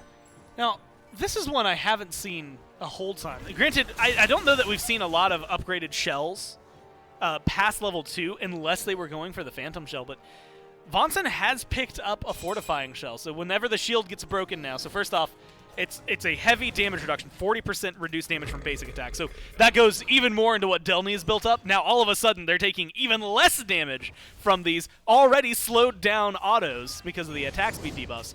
Now when it gets broken, you get 15% damage mitigation and some movement speed, 20%. So it's a really good pickup for them, again, against the comp that LEONCITOS are playing, and with Hurrywin playing a facilitator to enable those auto attackers even more. It makes things a lot more interesting for Neighborhood and team fights. It's just how well they play these together in these team fights to make the big difference. It's just fighting across the board. A 1v1 in left, a 3v3. Now make it 4 versus 4. Heat goes down. Dame, the one credited towards the kill. Spreen fighting up against Dame now, but Spreen is winning that trade. There's no chance unless that shell comes through to hold on for Dame. That extra little burst of speed, not enough because of the slow coming through, holds him in place. Leon, credit to the kill. Spreen knocked up on a belly flop from Vonson. And Snoopy finds the solo kill on the left-hand side. Leon stunned out by Teepers, but Teepers is low, and Teepers has nothing left to defend against himself. Leon just needs one more hit. With the help of Hurrywin, he'll find it. 2 relics left standing after that fight just for the Neighborhood. It is beads for Dame. Not enough time and not a real good area to use them there because most of it was just low health. And the Aegis for Gaijay, and that was a whole solo kill conversation. Snoopy didn't use either of his, which is maybe just Charybdis things. But now you're in a great position. You've got a huge team fight advantage because of the cooldowns of all these relics. You've got Blink still for Leon, so he's going to be able to create a zone here. I think you get aggressive to this Fire Giant, you do it pretty fast. You got Snoopy rotating over, Heed rotating over, Hurry does not have the transformation, so only one of those players is going to get a coerce. It's probably going to go on to Snoopy. They should be able to burn this pretty easily and at least get it half health. Delny and Vonson are a threat, but I think with the stuns and the damage they have available, they should be able to control him. Frenzy's not up, but they are still burning this Fire Giant on the side of LEONCITOS. Down to a quarter Delny health. It's time to commit. Delny and Vonson are going to have to get in there quick if they want to steal this one away. Delny's got to do it now, but he won't find it. Fire Giant goes the way of LEONCITOS. Vonson goes down. Another kill up for Snoopy, level 19 on this Charybdis, and LEONCITOS finally have the first real lead of this game now. 4,000 gold and climbing for the boys in blue. I'm scratching my head a little bit because if I'm Delny there, and at least that positioning, that spot on the Fire Giant, yes, there was a ward on you. At least to me screams, I'm going to jump in. I'm going to do something about this. So I'm a little surprised to not see them go for it. Still, Vonson tries, so maybe they just decided that they were only going to send in one, not try to send in two. But like you said, now you've got a 3-level lead Charybdis, Fire Giant ready to go, Coerce available, Dragon Form there for Hurriwind. They don't manage to quite burn down this Phoenix yet, J-Mac, but this is where your horrific just used is going to come in handy. That Witchblade is doing a lot of work, but specifically the Shogun's on the other side is helping counteract a little bit of that. They should be able to get this. One hit to take out that Phoenix. All that's needed to grab it, it's going to be a Through the Realms by Gaijay to send away one. Right side Bird finally does manage to go down. And in the boxing matches afterward, it's Delny on the losing end of these trades. He'll go down. El Leon almost trades his life, but Spreen is able to pick up one. Dame does manage to grab El Leon by diving to the back line, but now he is on a wild chase of his own to get away from 3 of LEONCITOS. Meanwhile, Heat is boxing everybody else by himself, and he's going to lose out there. It's Gaijay, credit to the kill. Yeah, I'm surprised to see the team chase Dame as far as they are as of right now. But I don't know that there was much they were going to do on the right-hand side, right? I mean, this amount of wins, yes, you lose one a little bit later, but 2 for 2 at the end of the day, you're not knocking down any Titans anytime soon. At least not off of that one. You're going to fall back. At this rate, Spreen is really ideally hoping to cut off and will be cutting off Dame. Unless there's a nice little skirt around, but it's not going to look good. Good stun from Hurry should be able to connect. And yeah, this is free for them to find. And that's going to be a good stagger kill, J-Mac. Getting rid of Dame a minute that the team now has to exist for the neighborhood without that should open up Primal Fury, then Tier 2s. And if they play it right, a minute and a half after this Primal Fury of a power play, they could probably push 1 Tier 2 into Phoenix, or safety call, go 2 Tier 2s, and then just back. It just depends on how confident the team is feeling in their capabilities right now. I keep getting this like feeling of Mandela effects. Like, did Tiamat always hit this hard? Like, has Tiamat always just been that good? Because remember, right as we came into Season 9, Tiamat up through pretty much all of Season 8 was like the #1 god. We saw the numbers that people put out in these 30+ minute games. I mean, like Paul, Darda's, BMT, I mean, they're throwing out like 40k plus player damage games here. And then we just kind of forgot about Tiamat for a couple of weeks. And then now seeing what this god has been able to do just in these last few games that we have seen Tiamat picked up here, she really still just does a lot of damage. Yeah, she's good. Yeah. Is usually, like, that's just an easy descriptor for her. She still is able, like you said, brings a lot of damage to the table, is able to control the lanes. I mean, you talk about the little lizard minions that run down, and they're not the end-all be-all like they used to be, where, you have one lane of those things and the game's done because of it. But they still cause a little bit of pressure that's going to be just annoying enough that someone has to go defend it. Has good CC, good survivability. I like what Spreen's been doing as well. I mean, 5-1 and 5 has had a good impact on this game. The last 2 games have been very impactful coming out of the mid lane. And I think that this is just the awkward moment where you had just enough where you get the Phoenix, you get a little bit of a fight, you lost enough Fire Giant buffs that you don't feel too confident in trying to push forward.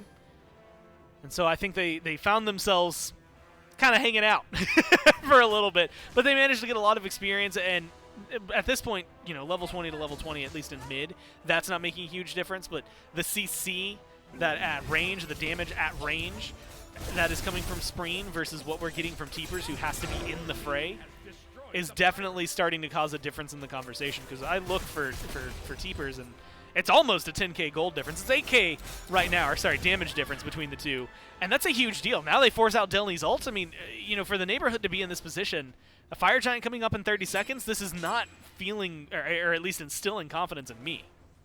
10,000 gold down. It's not a great place to be here if you're on the side of the neighborhood. Only Tier 2 tower left standing, only tower left standing on the map is this mid lane one. And LEONCITOS should be able to make quick work of it with Snoopy pelting autos into that tower. It will go down. The Fire Giant now on the respawn. And with this right side Phoenix being the one that got taken by LEONCITOS, Neighborhood have a good opportunity to try and get in here and steal this Fire Giant.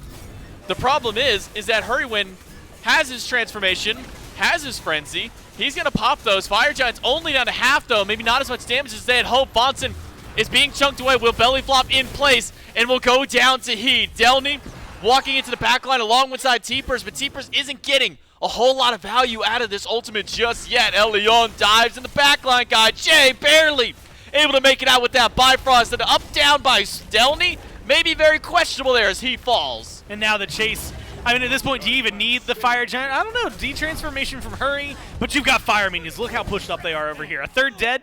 J-Mag, they can just run this in. And this should be game over here. LEONCITOS pretty quick this time around once they finally did get that lead to close it out. It's Dame and GuyJ. The last hopes. GuyJ does still have ult, but that's only going to be good on one of these 5 targets. Dame is going to try and hold them out in the back line. Good damage up to Leon. Good stun up against Heat. GuyJ pumping in some strong autos. But Snoopy's autos there a little bit more, and this Tiamat is swinging. 7-1 for Spreen, and Vantanu just came back alive.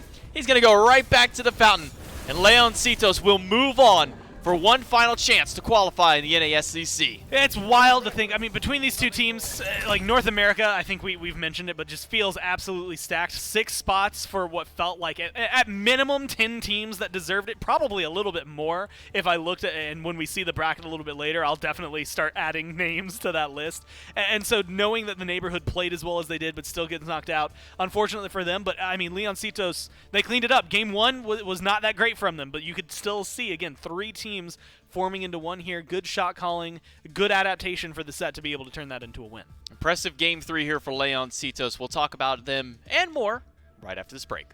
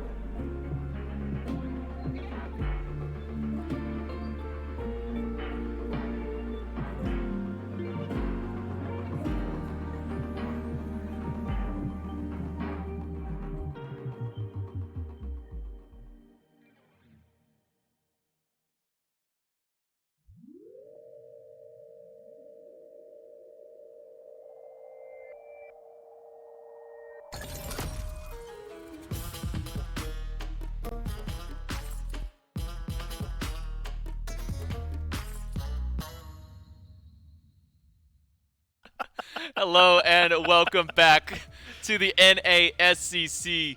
LEONCITOS take the win in game number 3, which gives them the 2-1 win, and they'll move on now to face against the, I believe it's the Great Gentleman, who they'll square off for that chance to make it into the SCC. And we'll talk a little bit more about, you know, all of the teams that have come through here, but in this game particularly, LEONCITOS, a very close game for the first 10-15 minutes or so. I mean, we were looking at, like, what, 1 XP difference at one point? We're looking at, like, a 4 gold difference at another point.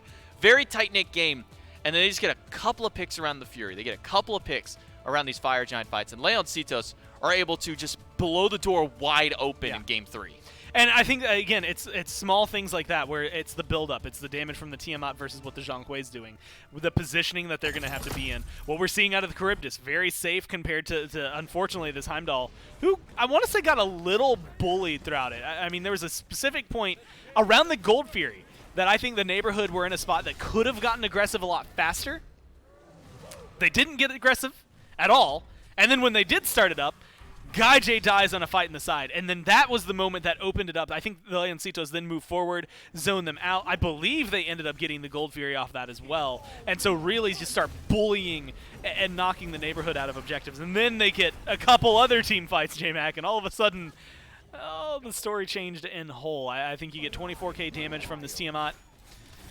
The last 2 games from Spreen were absolutely phenomenal, and I think this is a team that, again, freshly formed for qualifiers. At watching them grow every single game they play together and kind of learn what they need to know about each other has been making things not only a pleasure but really exciting, because it's 5 players that we know are very accomplished across the board, and watching them form essentially a super team for the SEC has been great. Yeah. I think kind of looking at this Tiamat in the vacuum of these last couple of weeks has been a good reminder as to just why this god is never really out of the meta between the damage she can put out, the CC. I mean, Mifflin went on to a whole checklist yesterday of everything that this god has in the kit. And you just go, at the end of the day, you just go, that's real good. You know what she doesn't have, though? And that's a name for the lizards. They don't have an official name. Like, the Minotaur and the Cyclone both have official names, but lizards don't. I'm going to name him Terry. You said that, and the only thing I could think of is like a 20-year-old Taco Bell commercial where, like, they were partnered with Godzilla. And you'd hear him say, "Hey, lizard, lizard, lizard, lizard." It was very, very fun. But that's not a name. No, just saying lizard, lizard is not gonna be it at all. I think they're technically called the Children of Tiamat, but technically I think they're all the Children of Tiamat here. Let's take a look at the bracket and move on from this odd tangent that I've decided to go on here. LEONCITOS and Great Gentleman will be the next matchup in that side of the bracket here, but we've still got the opposite end here. Lean into it. And Jazzy Jaguars will now face off. The winner of that moves on to face the Fun Havers, and then we get to our official final qualification rounds, where 2 of those 4 teams will move in to meet with Vamp, Sturdy Artisan, Samsara, and Sops Time in the NASCC. A lot of good company already sitting there in the SEC. Honestly, again, it feels a little bit like a shame knowing that Neighborhood's not going to be able to make it in there. But then again, there's also a couple other teams that really had a lot of potential and talent that haven't and won't, at the end of the day, be able to make it in there. So it's going to be interesting to see what they do if they go into the SOC and those teams stick together, and how that fares for the rest of the year, but also just how the rest of today fans out. I mean, there's so much pressure on a lot of these guys, and a ton of good players that are still on the board that could potentially make it in. A lot of good players and 3 more high-octane sets available to you guys. All that and more right after this break.